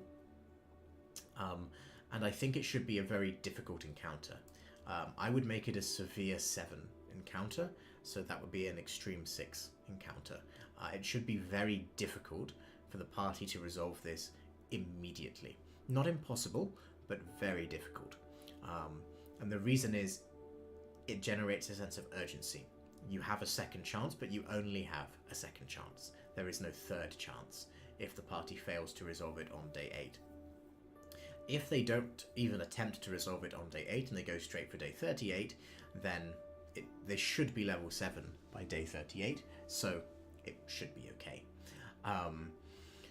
It's 3 wraiths, who, as written, are actually kind of related to the Chalish warriors who died.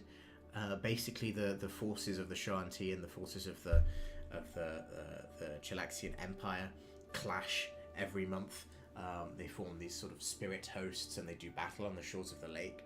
And in the throng of combat, a trio of Chalish warriors kind of corner the party, and you have to battle them to break the connection.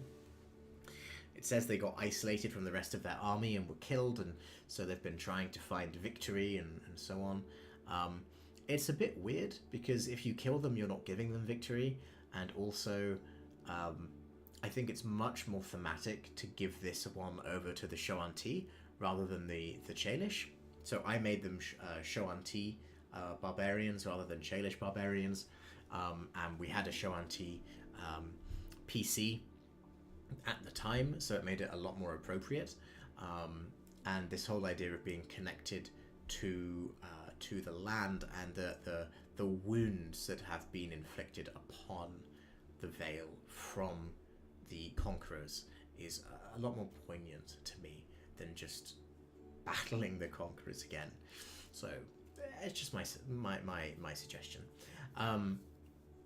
There is no Vardak connection, but that's fine in this case. I tried to link most things to Vardak, but this one shouldn't be related to Vardak. This happened hundreds of years ago, and it helps give a bit of depth to the Vale as well, rather than just have Vardak be behind literally everything. And there is a little bit of loot. It's like a powerful fortification shield. If you convert it to 2nd edition faithfully, it's like level 13, way too valuable for the party. I suggest just removing it outright. It's hundreds of years old. It should have gone by now, lost in the lake. and just give the loot somewhere else instead. The next quest happens on day 9. It's a hermit. As written, a mangy wolf trots up to the fortress, drops down an invitation, and then leaves. That's fine, but I had a almost like a sentient fox, like an awakened animal, do it instead. I think it's a bit more interesting to have a party engager, the talking posh fox, have some fun with it. Either way, there's this hermit called Oakbrow, basically lives in the Vale, is concerned about the progress of civilization and the impact that it will have upon nature here, and so wants to talk it out with the party. Well, with the fortress, and then Sir Gyro says, hey party, go deal with this. This isn't a combat encounter. Oakbrow is like level 9, I think. He's quite strong. So not impossible for the party to deal with, but it will be like a severe encounter if they do turn it into a fight. He's a powerful druid and also an alchemist, and you're meant to just talk with him, basically. 2 reasons not to kill him, basically, if you have a kind of murder hobo-y party. Firstly, he's the module's lawmaster. He's the person who knows the history of the Vale better than anyone. He knows the kinds of creatures that dwell here. If you're putting powerful creatures on the map, I think he should know roughly where they're located.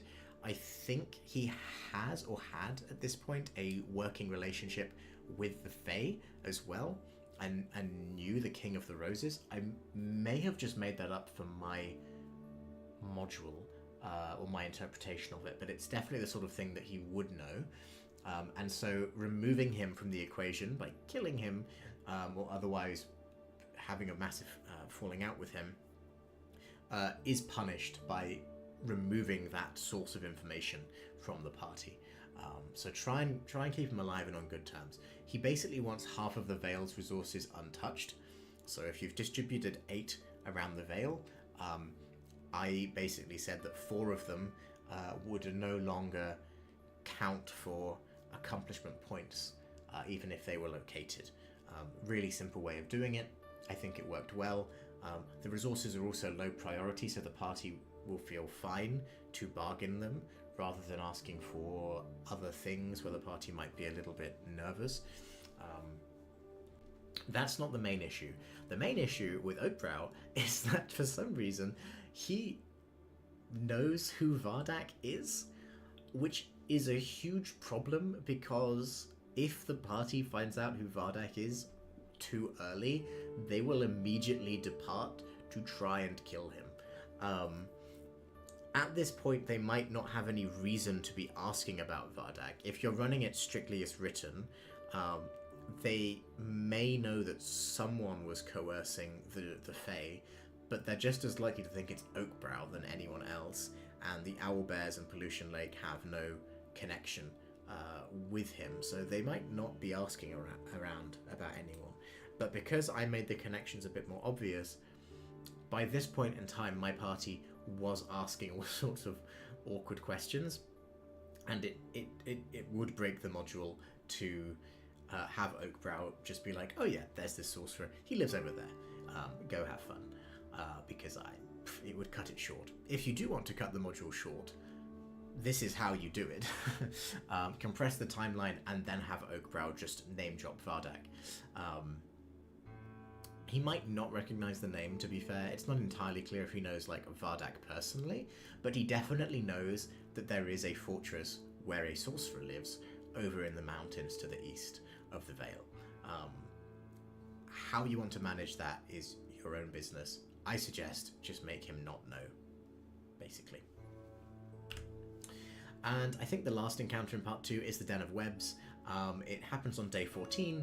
The workers are attacked by massive spiders, and that's it. Basically, one of them is abducted, a half-elf called Thalin. He is killed 5 days later, but the party can travel directly along the road, which is very quick, and there's not much tracking required, so the odds of them arriving too late to save Thalin are basically 0. The encounter itself, there is a map for it, which you can see here.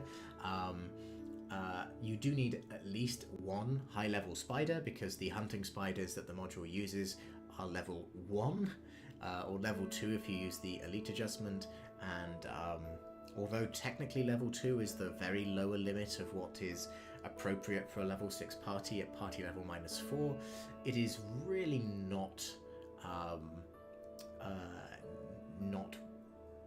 not worth your time. Make the spiders higher level instead. I did have a few level 2 spiders, but for the most part I just used I used this massive elite ogre spider in the center of the den, who could just lob webbing at people as the centerpiece. I think that would work a lot better. Just throw spiders at the party and have fun with it. There is a piece of loot here. There is a bugbear corpse. The bugbear corpse in itself is foreshadowing for the bugbear encounter that happens later in the module. I think as written there's no connection, but frankly you need to make all the connections you can running Bloodsworn Vale, and so I strongly recommend, if possible, using the bugbear corpse as an opportunity to say something like, you recall that bugbears seldom live or travel alone, and therefore there may be a band nearby. Something to that effect. But regardless, the bugbear corpse has a +1 striking frost morningstar. The frost rune is a level 8 item. It is in theory too strong for level 6, but it's fine for level 7, so it's okay to give it to them here at the end of part 2, because they're almost level 7 by this point anyway. Good for a martial character, just a generic damage boost for the rest of the adventure. Very solid loot choice. I see no reason to change it. Part 3 of the module is called Fire Plague, and it happens between days 32 and 49 inclusive.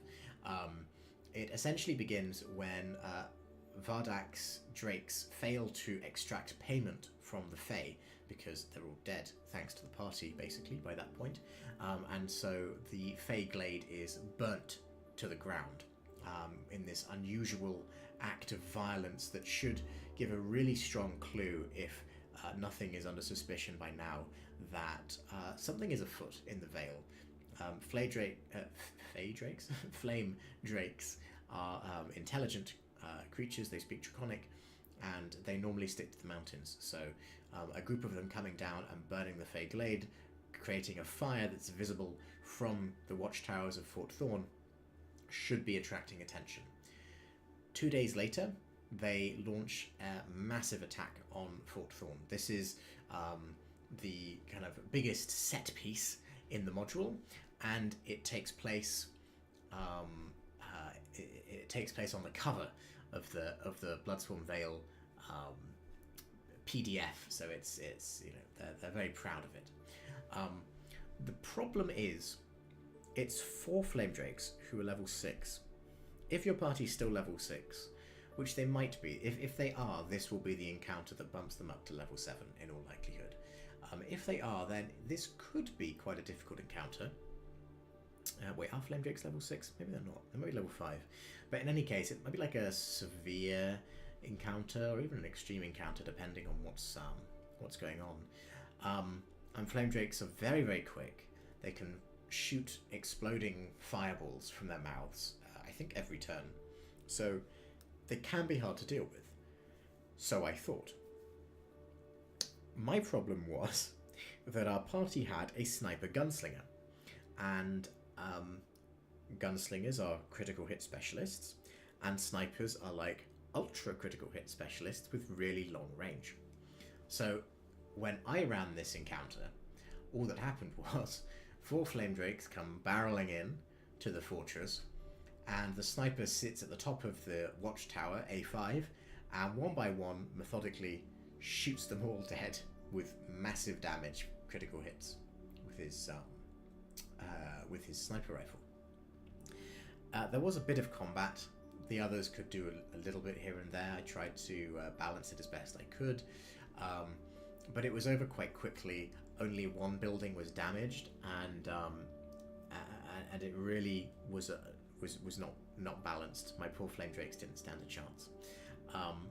Therefore, I caution you, if you have a gunslinger in the party, especially a sniper gunslinger, or indeed any character who is likely to get critical hits at range, this encounter might be quite easy.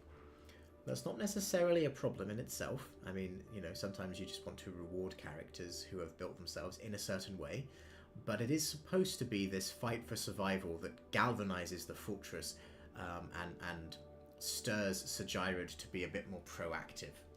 And if the fight is trivialized, this will not be the case. So do be careful with it. I think the attack should feel dangerous. I think you should add more flame drakes if you think that they're going to go down too quickly. Make the party run around, make them have to distribute water, set the buildings on fire, destroy a couple of the buildings, burn holes in the walls, pick up random guards from the tops of towers and drop them onto other guards' heads. Do everything you can, and if they're going down too quickly, throw in wyverns as well.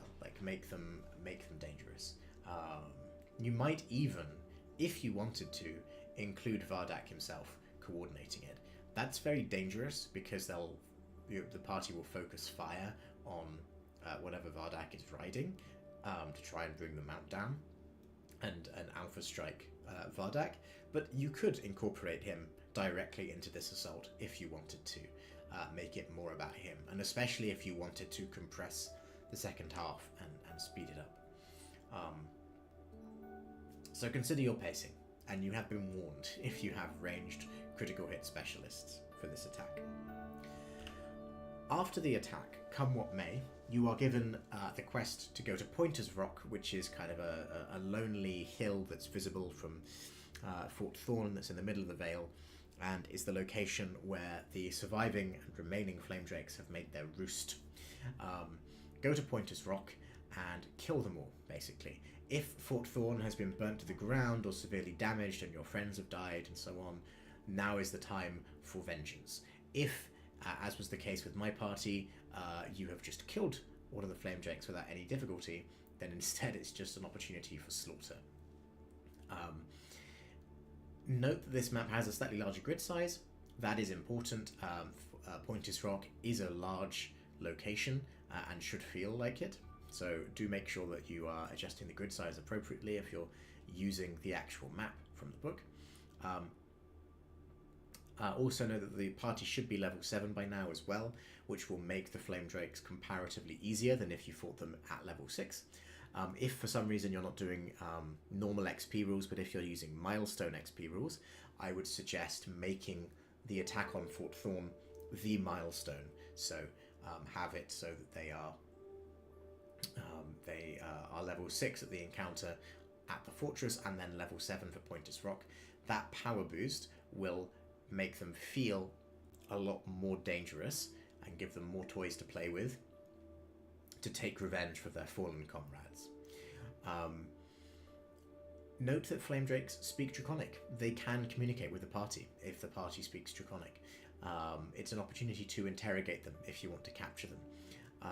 It is also your first guaranteed evidence of Vardak on day 32, over halfway through.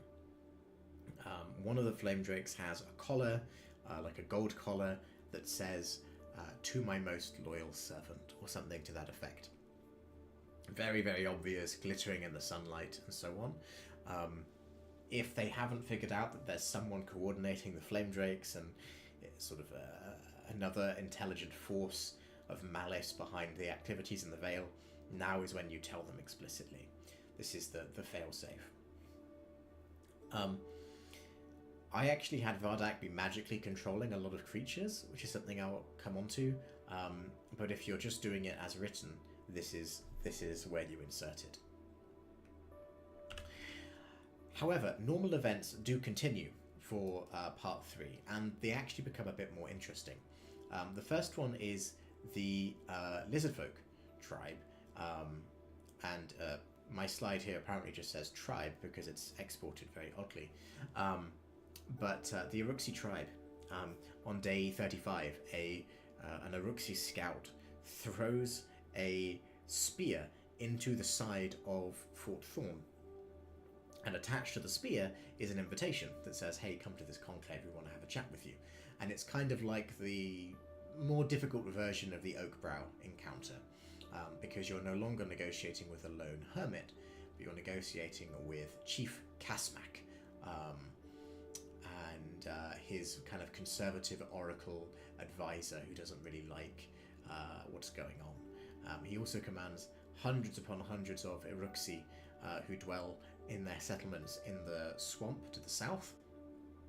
And even though by this point the party is probably more powerful than them, sheer numbers mean that they are a dangerous threat to Fort Thorn if they're annoyed.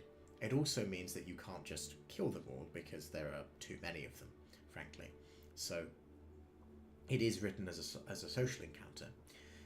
The location is described well, but there's no map provided, which is quite normal for these early modules. They had to save space, and the important encounters were the combat ones that needed maps with grids, so I get it. But it is a bit of a shame because it does describe this really cool kind of almost like arena where you enter and negotiate before the lizard folk themselves. The Uruxi have a thing about doing things under the night sky, under the stars. So I would have the conclave occur at night to give them a little bit more time to get there as well, because it occurs on day 39. 4 days is not a huge amount of time to get from Fort Thorn to the lizard folk settlement. If you're moving at normal speeds, you probably have a mount by now. Excuse me. But if you don't, you should be aware of that. I would also suggest warning the party that the Pollution Lake second opportunity is on day 38. Can you get from the shores of Mist Lake to the Uruxi settlement in 24 hours? Maybe, but it's going to be close. If you do find yourself in a situation where you're quite short on time in game, I suggest having the Pollution Lake encounter happen at midnight on day 38, so immediately, but the conclave not happen until just before midnight on day 39. So you get almost 2 full days, even though it looks like you only get 1 day. It's probably a way of doing it. Although it is just a social encounter, I suggest incorporating some ritual combat. There is a level 5 creature called an Uruxi Ossature, which makes a lot of sense and is very thematic for this module, having the dead come to judge the living, encounters from the past, that sort of thing. You can have the Uruxi call forth the bones of their ancestors. It shouldn't be too difficult of a fight, but it will be impressive to the onlookers, and it means that they can accept whatever agreement the party comes to. As written, what they want is a tax, I think, on goods that come through the road. We had a player who was actually an Uruxi himself, Varak the Hell Knight, who was dead set on converting the tribe to the Hell Knight kind of philosophy. So I modified it a little bit, but if you don't have a lizard folk in your mix, then I think you can just run it as written. The other encounter that happens at this level, part 3, I think it's the final one. Yeah, it is the Bugbear encounter, which begins on day 4. And this is what you have been foreshadowing with the Bugbear corpse found in the Den of Webs, potentially.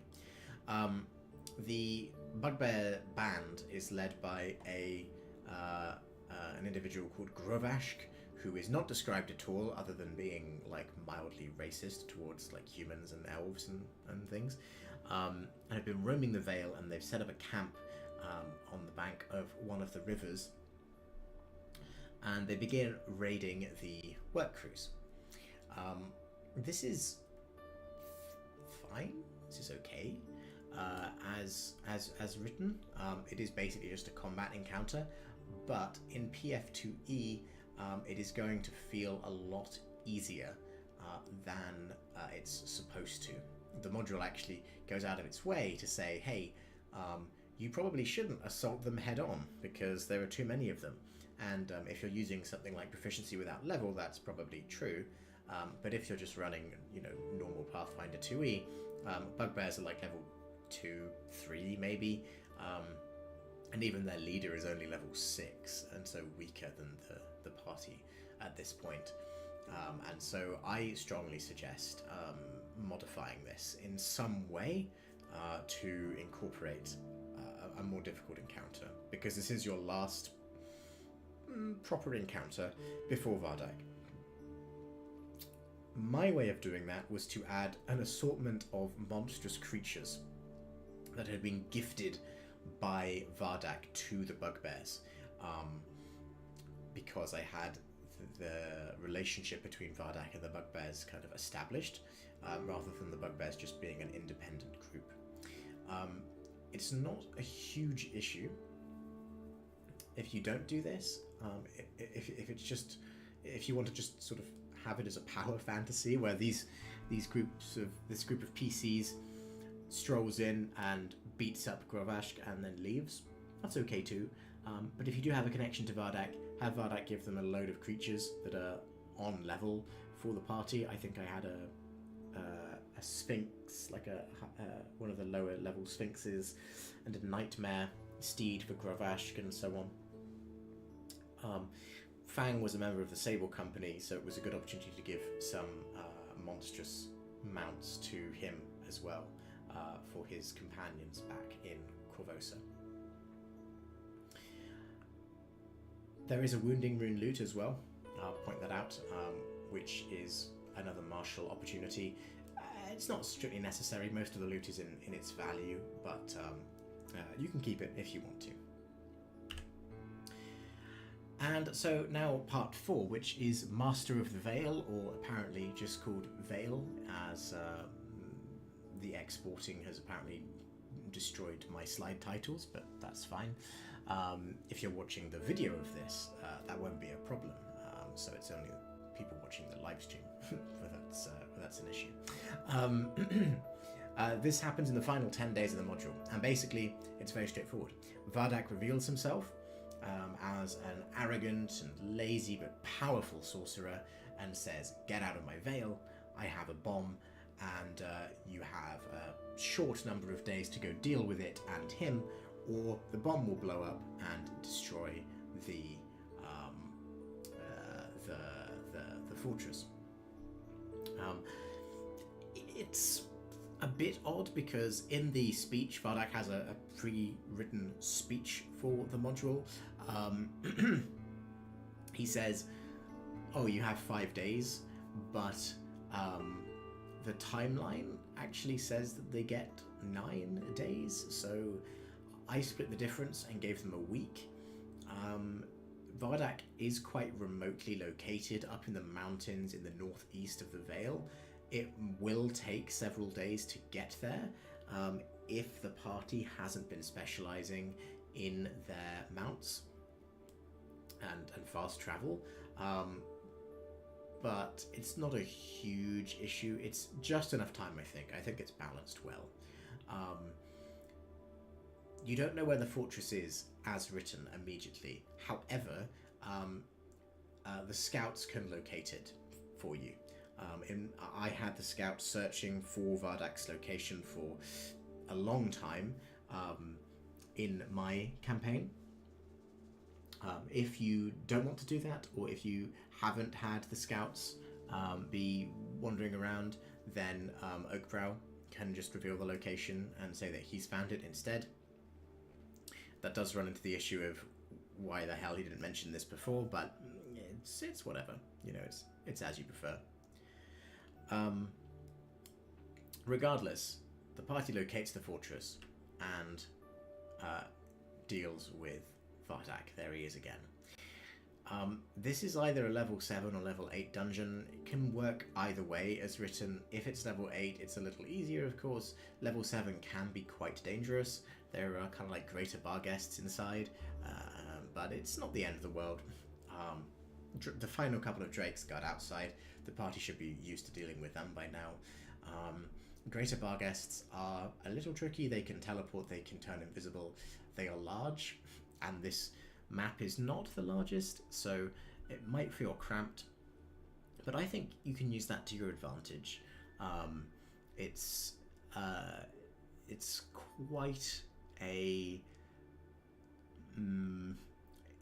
it's one of those piezo maps where there are just doors everywhere. Everywhere has doors, and if you use that to your advantage, it can be quite funny. But feel free to have all the doors open as well to facilitate your large creatures moving about. There is a goblin, little cook, in M6 called Lopo. As written, he is not related to Grovash's group of bugbears at all, but I would recommend having Lopo the goblin be a kind of tribute paid to Vardak by the bugbear group. It's very thematic and on point for them and for Vardak. And if you want to forge connections between Vardak and other encounters that are not supposed to have any connection with him, this would be a way to do it. He is definitely not a combat encounter, of course. Goblin Warriors level -1. Just a fun RP moment if you want to include your Paizo goblins and get a little bit of chaos. Imagining a goblin chef, especially a goblin who's not supposed to be a chef but has been coerced into becoming a chef, is something you could have a lot of fun with. There's also an old school golem warning. There is a flesh golem in M13. We had powerful marshals, and the party knew that there would be a golem ahead of time, so it wasn't a huge issue. But if you do have people who are relying on magic to deal damage, or if you just don't want to use old school pre-master golems, then you'll have to replace this with something else. I really like golems. They're really thematic and they're a different kind of challenge, but I do appreciate that if they come out of nowhere, they can be a bit of an issue for an unprepared party to deal with, so be careful of that. And the other thing to note in the fortress is that there is plenty of loot. After being kind of under-looted for the rest of the module, Vardak's fortress has a ton of stuff in it that is really powerful. Most obviously, the Seed of Fire gem, which is the MacGuffin that Vardak uses to threaten everyone, is like, when I converted it to 2E and converted the damage and the DCs over, it's like in line with a level 18 item. You can think of it as a consumable because it's single use, but yeah, you can really do some damage with the Seed of Fire gem. There's also like the equivalent of a golem stylus. There's a candle of I think invocation in the fortress as well. It's very strong. Don't worry about it. This is the end of the module, so stuff that is not useful in combat and doesn't unbalance combat encounters, and most of it doesn't, like you won't find the golem stylus until after you've dealt with the golem, for example, means you can just afford to give the players as much loot as they can carry without it being too much of an issue. However, you do have to deal with Vardak himself. He's located in his throne room, and his throne room is a little cramped and a little tricky. There are a pair of hazards on the floor that could just kill a party member, even in 2nd edition Pathfinder, with the health boost and everything, and the damage limitations. It is a kind of a shoot trap that goes down the mountainside, and you will fall 100 feet, and so take 50 bludgeoning damage and be stuck at the bottom of a 100-foot chute if you fail to spot and then fail to grab an edge on this trap.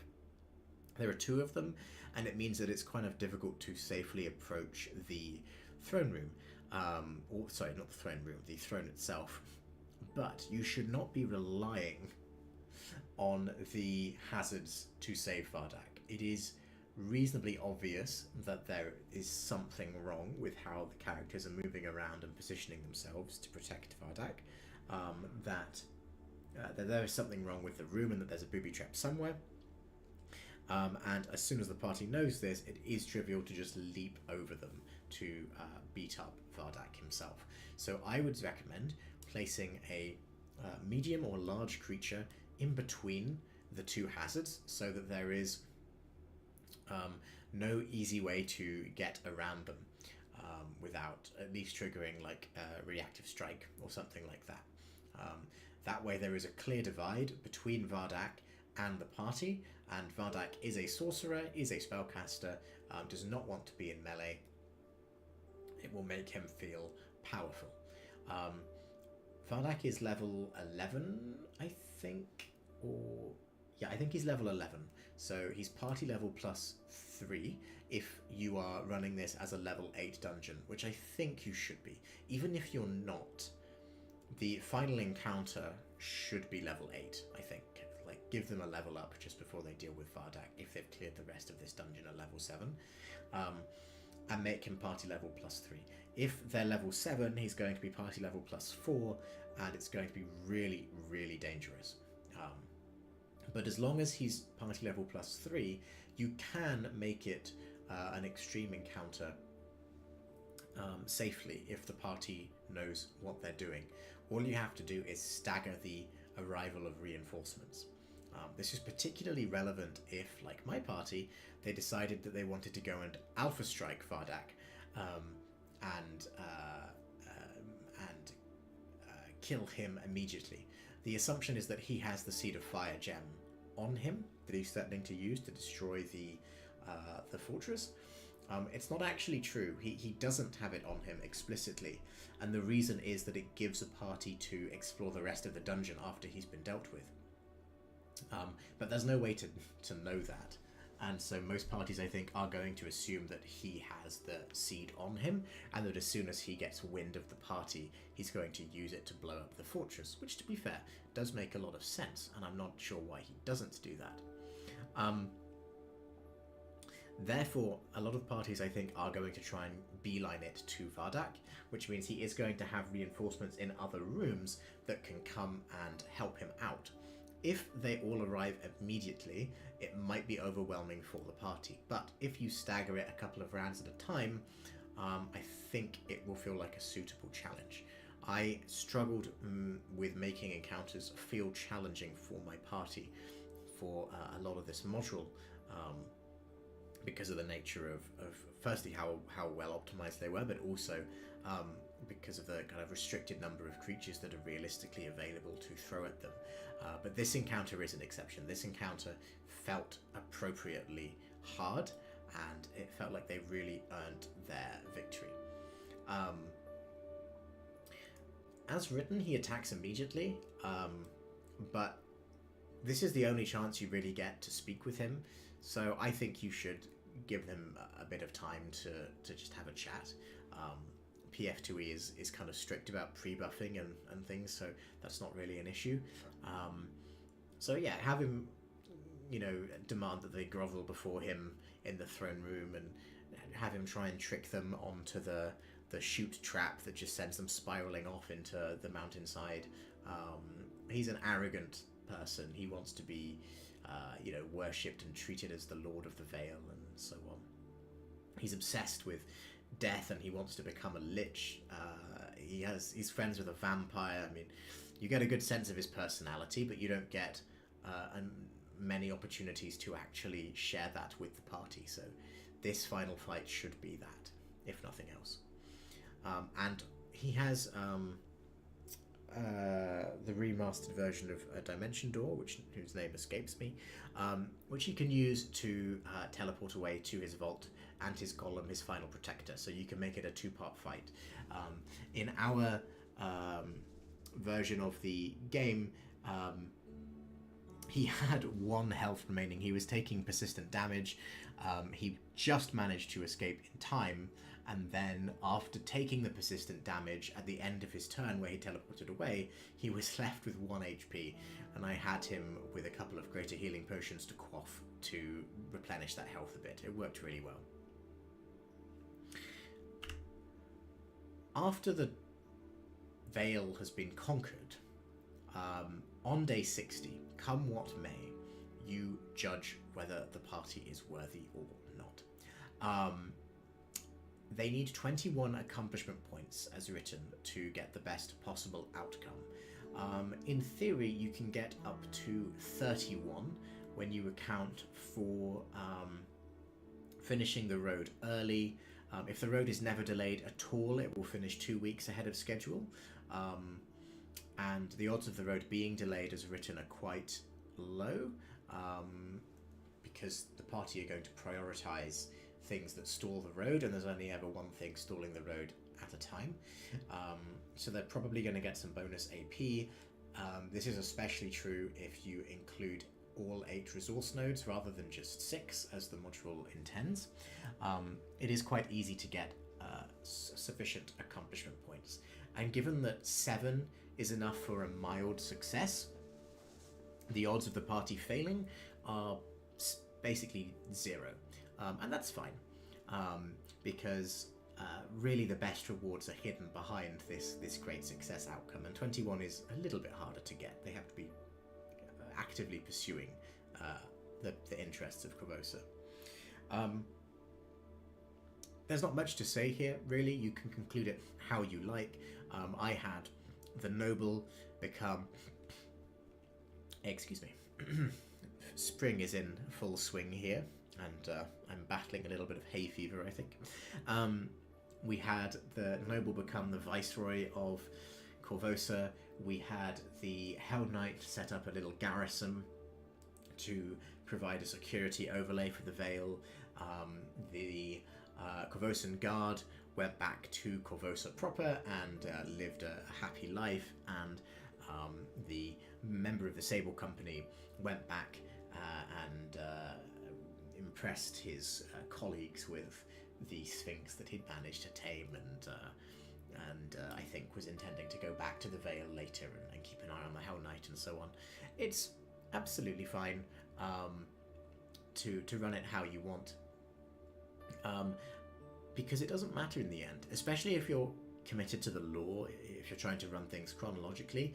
Remember that the king is going to be dead in 6 months, so whatever King Arabasti promises or gives to them can just be revoked in 6 months' time with the chaos that happens in the Curse of the Crimson Throne campaign. So don't worry about it too much, just have fun with it. In terms of converting this module specifically from D&D 3.5e to PF2e, for creatures and hazards, you can mostly get away with using 2e equivalents. They are going to feel a little on the weak side, but I'm going to come to that in a moment, but they are all within encounter building guidelines. They are all within level range, albeit on the lower side. The only important creatures that don't really have proper conversions are the Roseblood Sprites, and by extension the King of the Roses, who is a combat designed stat block. So I converted them into bespoke NPCs. In the description, and especially in the video that I can make from this live stream, I will include links to the JSON files of my conversions, revised after beta testing, so that you can, if you're using Foundry, just import my JSON files into your game, and you won't have to convert it yourself. That said, if you want, you would be well within your rights to make your Roseblood Sprites, or Roseblood Gremlins as I called them, a little bit harder, maybe level 4 rather than level 3, because they are balanced as a level 3 creature, but they don't have enough support in the context that you encounter them, so they will get cut down quite quickly. Their Obscuring Mist spell helps there, but it's kind of a band-aid. You might want to make them a bit stronger. Ditto for King of the Roses. I converted the named NPCs into PCs just because I wanted to practice building PCs. I am a forever GM myself, so there is seldom an opportunity for me to actually build PC characters, and I like practicing on Path Builder. But again, you can just use NPCs from the kind of Game Mastery Guide or GM Core, or any kind of random adventures. If you are using Foundry, you can include all of those sources in your compendium, and it means you can filter really easily for NPCs. As a general tip, if you are preparing things and you have access to Foundry, I advocate for it over the Archives of Nethys, just because the compendium filter is a lot more intuitive and immediate than using Archives of Nethys, whose filter system is a little bit convoluted in my experience. If you're referencing the module itself, you can use the DCs as Pathfinder 1e DCs, because that's very, very similar, and you can then convert PF 1e DCs to PF 2e DCs with a conversion table. There are several fan homebrew conversion ones. I will link the one that I was using in the description. It is reasonably straightforward. You can, of course, also just use DCs by level, or DCs on the fly, as you wish. Often I will just have them roll without having a DC in mind, and then just vibe check the result to see if it's worth a success or not. Loot, however, does need the most careful consideration. Normally you can just divide coinage and values by 10. So 10 gold in D&D 3.5 or Pathfinder 1e is worth about 1 gold in PF2e. There's been massive currency deflation over the last few years. That's easy, but the items themselves are not readily convertible. Sometimes you get lucky, like the Cloak of Illusions / Cloak of Elvenkind is level 7, which is actually on level for this module, but because items didn't have levels back in the day, sometimes you get things like Manual of Golem Control, which is kind of like a Golem stylus, which I think is level 15 or something absurd and uncommon. So you do need to be a little careful. What I recommend, and I'll touch on this on the next slide, I think, is using the treasure tables and the starting treasure guidelines for your PCs, and then telling your PCs that they can begin with an additional magic item of like level 6 or whatever. That means that you don't have to worry about giving them the magic items that they would normally get at level 6, because they've started the module with it. You could also just have Corvosa deliver bespoke items to them without much faff. But whatever you do, you cannot rely on just using the loot from the module itself. It's a good starting point, and sometimes it does work, but more often than not, you need to be a little bit more careful. And I think it's a good habit to get used to making bespoke loot as well, because finding a frost rune, which is written in the module level 8, perfectly sensible, good for a marshal, but if your marshal's already gotten something and it's time for your spellcaster to get something, having a frost rune is not really very useful, so you might need to swap it out for something else. If you can get into the habit of making loot bespoke, it will be the cherry on top for a lot of your players, particularly players who are interested in the combat side of Pathfinder, and at the end of the day it is a turn-based tactical kind of war game. That's what most of the rules are dedicated to. In terms of XP, it's not transferable at all. The encounter effective challenge rating and challenge rating encounter level system from D&D 3.5 is bonkers, and you should just ignore it. But you will find that if you convert the monsters and stuff as written and use the PF2E equivalents where appropriate, most of the encounters do fall within the encounter building guidelines. However, they do fall on the easier side. What you should do is just take the encounters at face value and adjust as you want at the end. That's what I did. It works absolutely fine. If they're finding it too easy and they want a bigger challenge, then throw in more stuff. If they're finding it easy but they're fine with that and they're happy just cruising along, coasting everything, then you don't need to do anything. There are no encounters that are beyond the 2nd edition guidelines, except the final encounter with Vardak, if you do it at level 7. If you do it at level 8, it's fine. If you do it at level 7, it's over 200 XP, which is very extreme. But to be honest, I think our final encounter, which was done at level 8, even at level 8 was over 200 XP, and it still worked out fine. It wouldn't have been if all the creatures had been battling them at once. However, because they staggered their entrance, it worked out okay. Just keep an eye on how the rounds are going. You should be fine. In terms of module hiccups, stuff that I advise you to look out for as the GM, that are pertinent to this adventure specifically. Firstly, your Roseblood gremlins / sprites are quite weak. They are on level, but it is not going to be, it is going to be quite squishy, as I've mentioned. I don't want to rehash that too much, but just bear it in mind. Your map grids are seldom aligned well. This was 2007. This is before the age of VTTs. You did have like a couple back then, but they were not hugely popular, and definitely modules assumed to be playing at an actual table.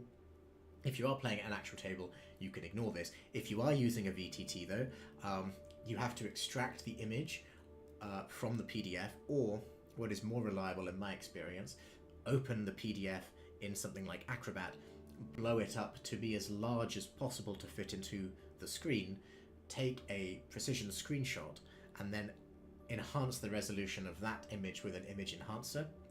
There are several online that work quite well, and then import that enhanced file into your scene for Foundry, or whatever VTT you're using. When you do that, it looks okay, but the grid line suffers. They are not precise enough to withstand 4 times upscaling.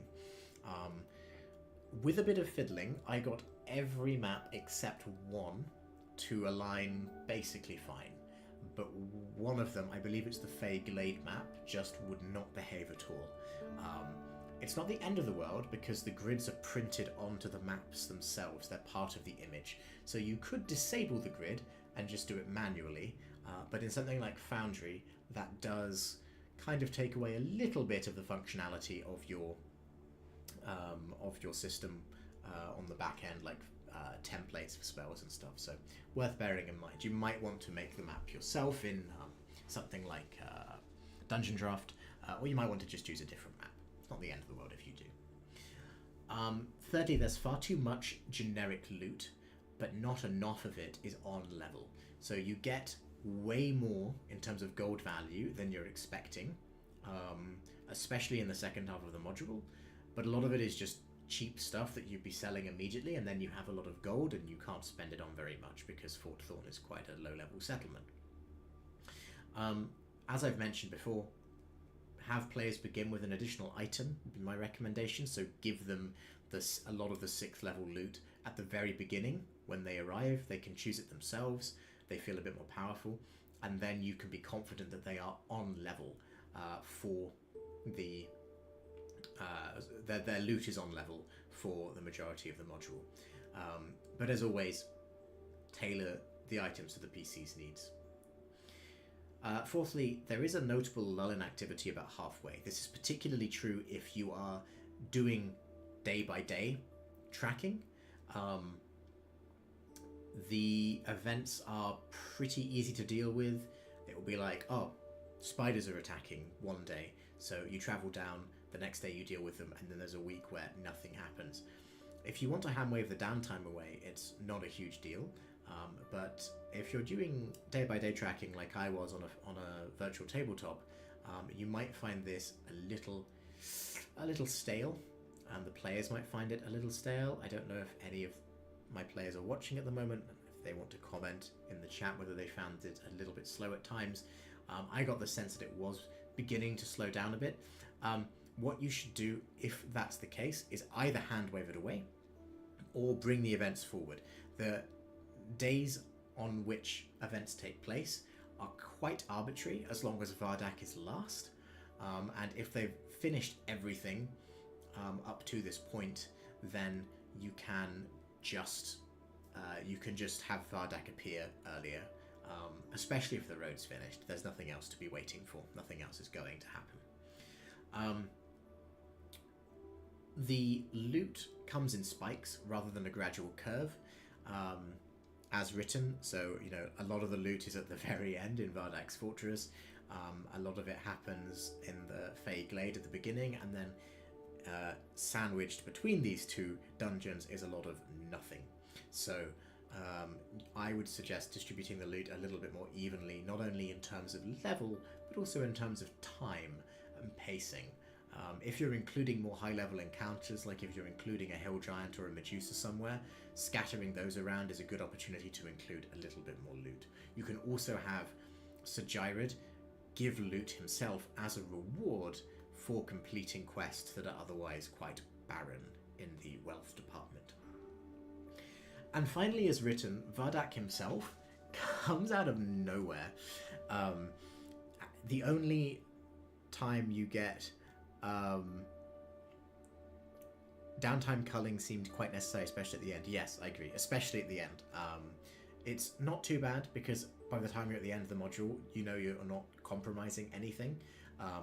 So you can just bring everything forward. But yeah, I agree. It did seem quite necessary. As written, Vardak comes out of nowhere. So the only time you get guaranteed evidence of him is the Pointer's Rock encounter after the attack on Fort Thorn. To be fair, most parties will figure out, and you can even plant the suspicion yourself if they haven't, that something is going on. But Vardak doesn't do a whole lot in the module. Like, he coerces the Fae and is responsible indirectly for them attacking the work crew at the very beginning, but he doesn't actually tell them to do it. It's just sort of a consequence of his coercion that they feel that they have to. You may figure out this, but you may not. And if you don't, then until that collar is found on the Flame Drake, there's nothing really that Vardak is doing. So it's something that you have to deal with. My recommendation, therefore, my suggestions, are threefold. Firstly, make Korvosa send regular resupply wagons. It allows you to keep a sense of progression even if you're doing downtime. I had supply wagons happen every 3 days because it's about a 3-day trip from Korvosa to Fort Thorn, and this is definitely something that the king would be keeping a close eye on and making sure that the logistics are in place. I alternated 2 caravan masters because it's a 6-day round trip, so there are always 2 caravans in motion, and I had distinct personalities for each. They kind of tailed off by the second half of the module where it became less important, but I really enjoyed playing those characters, and they didn't even have tokens. It was just the personalities, and I think that was crucial really in keeping Fort Thorn alive thematically. But it also provides that opportunity to give your players more items and more loot rewards. Secondly, I strongly recommend not relegating the best monsters that you find on the random encounter tables to those tables. I had them attack, under Vardak's control, I had them attack the Cold Run Bridge sometime after it was completed to delay the road a little bit further. I had a Hydra, and I had a Chimera. I actually had a pair of Chimeras, but only one was involved in the bridge attack. There's also a Hill Giant, and there's also a Medusa, or a group of Medusas, that you can include. You can include whatever you like, actually. Like, the random encounter tables are like your verified denizens of the mountains, but because it's a fusion of mountain terrain and swamp terrain and forest terrain, you can really justify pretty much anything, up to and including a dragon in the mountains if you want. You just have to be careful not to overshadow Vardak himself, I think, because Vardak gets the most development and has the most interesting kind of storyline in the module, and so if you include a massive quest about a dragon, Vardak will feel like an afterthought. Which is kind of funny, but your mileage may vary. I had a custom quest that Sir Jared gave the party to say, hey, we've identified this, through the scouts, these 3 individuals, the Hill Giant, the Medusa, the Chimera, we need them dealt with. Please go deal with them. As a push factor to leave Fort Thorn and get out there and see some more of the world and have a little bit more to do, and to give a little bit more combat that was on level with the party as well. I think it does provide a lot of relief, but you're going to miss it if you just run it as written. So heed Jason Bulmahn's design notes that says to do that, because you should. And lastly, I would have Vardak be responsible for almost everything. He's not responsible for the pollution curse, that is beyond him, and he's not necessarily responsible for the spider attack, but for everything else, I would have Vardak be the mastermind behind it. So he's the one who stole the owlbear cubs, enraging the owlbears, sending them against the work crews on the road. He can be the one controlling all of the Vale's monsters, particularly if you're using those high-level monsters. I had him with a generic magic a kind of control spell that he'd put on these monsters to force them to obey him, which made magic skills a little bit more valuable as well, which is something I'll touch on the penultimate slide next.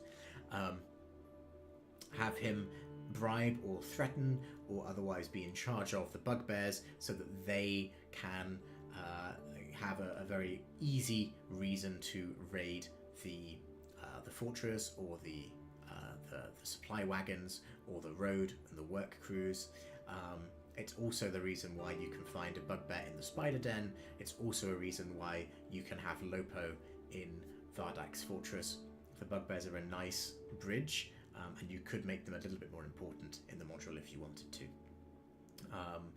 The Uruxi tribe might be the only exception. They're kind of the third way. They are too powerful and too numerous for Vardak to really be controlling properly, but they also tend to stick to their swamp, so they won't know anything that's going on in the rest of the Vale. The only reason they approach the fortress is because the road cuts over the northern edge of the swamp, and so they feel that it comes too close to their territory, but otherwise they don't really care what's happening in the Vale. In my particular case, we were, I guess, lucky that we had one of our players was actually an Uruxi, so it made it a lot more tangible, the connection, and it allowed his character to develop a little bit that way. But even if you don't have an Uruxi in your party, I think you can use the lizard folk tribe as this kind of third force that needs to be balanced carefully. Spidercats says, this way Vardak feels much more like a genius puppet master controlling his realm than what is written in the module. Yeah, precisely. I think he should feel a little bit more nefarious. It's not clear how old he is, but he has existed for a long time in this Vale. He uses potions with the help of the Fae that he's coercing to extend his life. He is level 11, so he's in the second half of power. He's in like tier 3 in his own adventure story. He should be powerful. He shouldn't feel like a moron. He is the single most powerful entity in the Vale by level, and I think he should feel like that. You could run it as this kind of comic character where he is completely incompetent and has failed at everything he's attempted. There's humor in there, but I think it would just be funnier for the GM, and it would be harder to communicate that kind of character to the players because you don't get to see him enough. So I would advocate for running him as a puppet master. And finally, I think you should beware these player choices. I don't mean ban them or anything, but just keep them in mind if your players are going to make these decisions, because it does have a disproportionate impact on this module specifically. Firstly, most creatures are at or below party level, which means that even if they are within the rules of encounter balancing,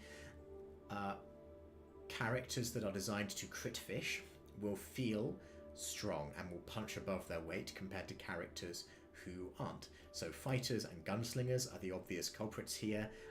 They hit above their level on the attack curve, which means that when they're fighting things that are below their actual level, they will crit more often than not.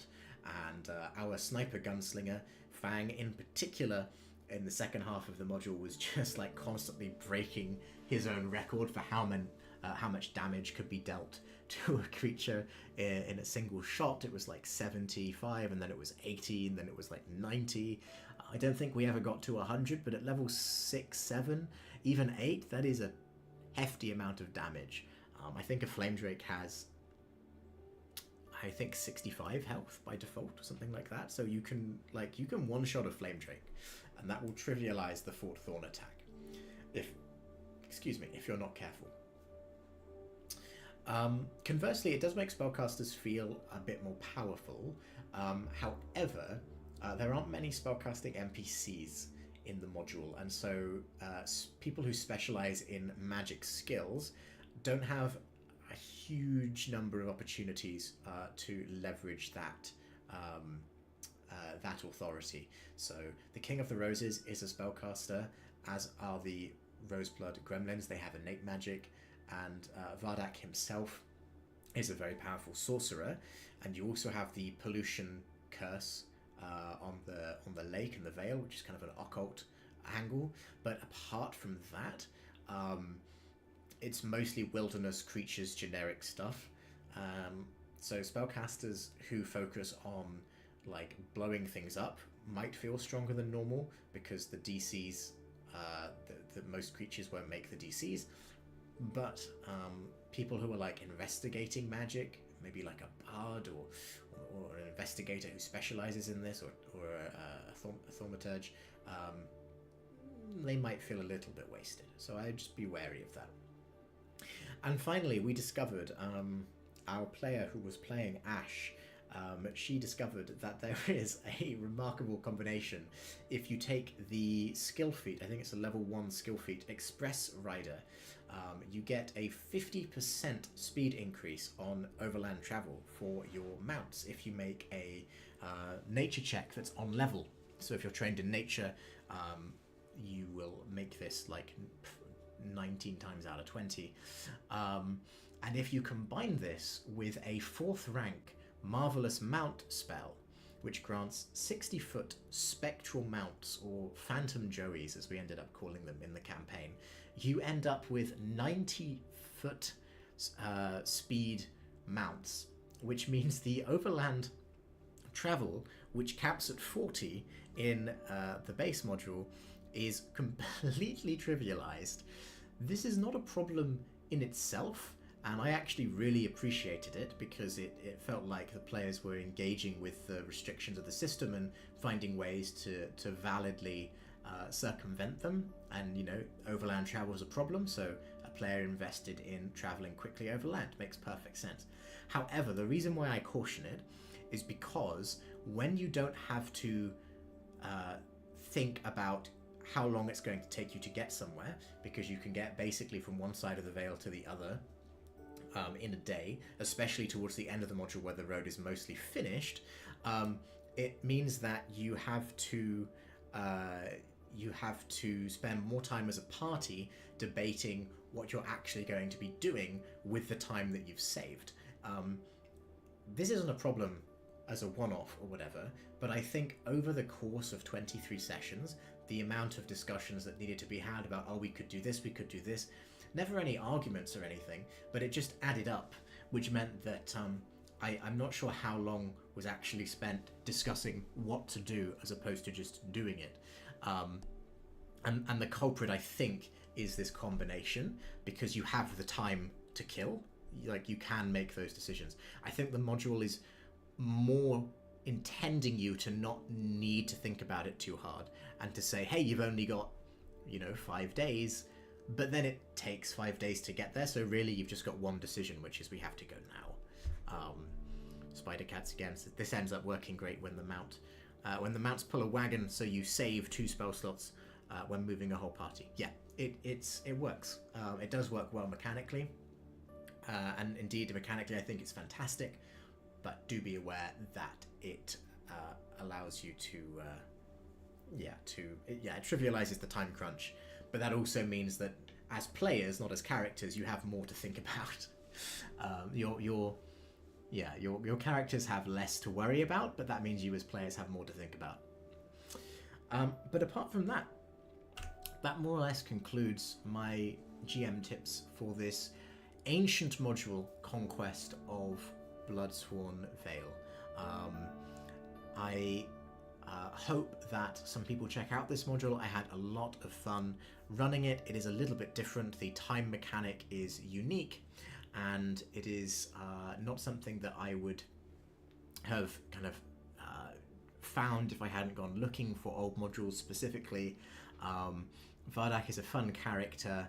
The Bloodsworn Vale is an important place in kind of Varisian lore because it connects near Mathos and those kind of Island of Terror adjacent countries to Varisia without having to go through Cheliax.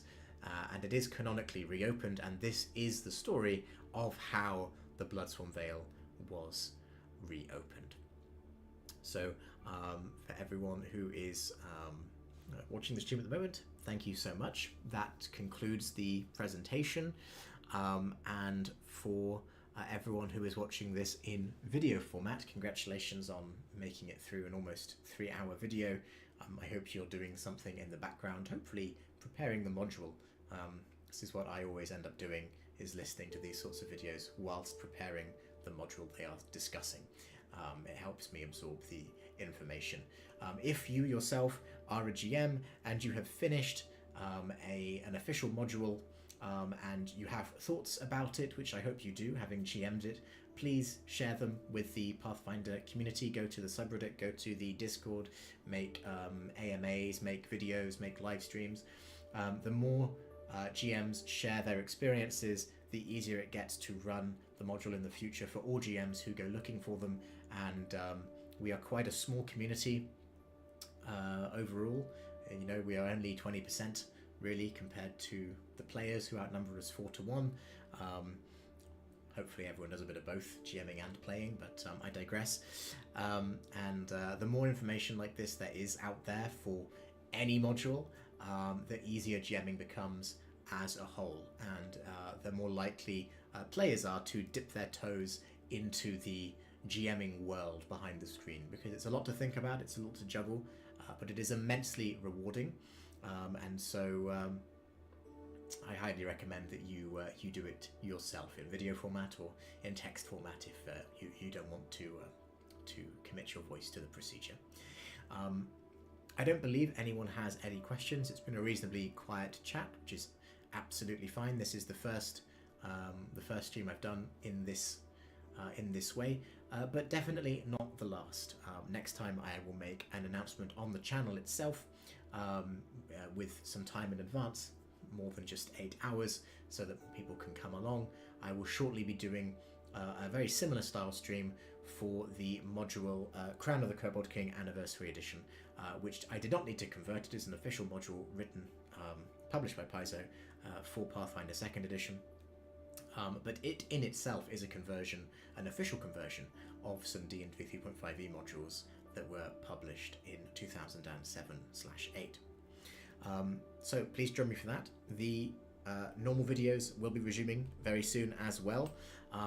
But for now, thank you all so much, and I will end the stream there. I will see you next time. Until then.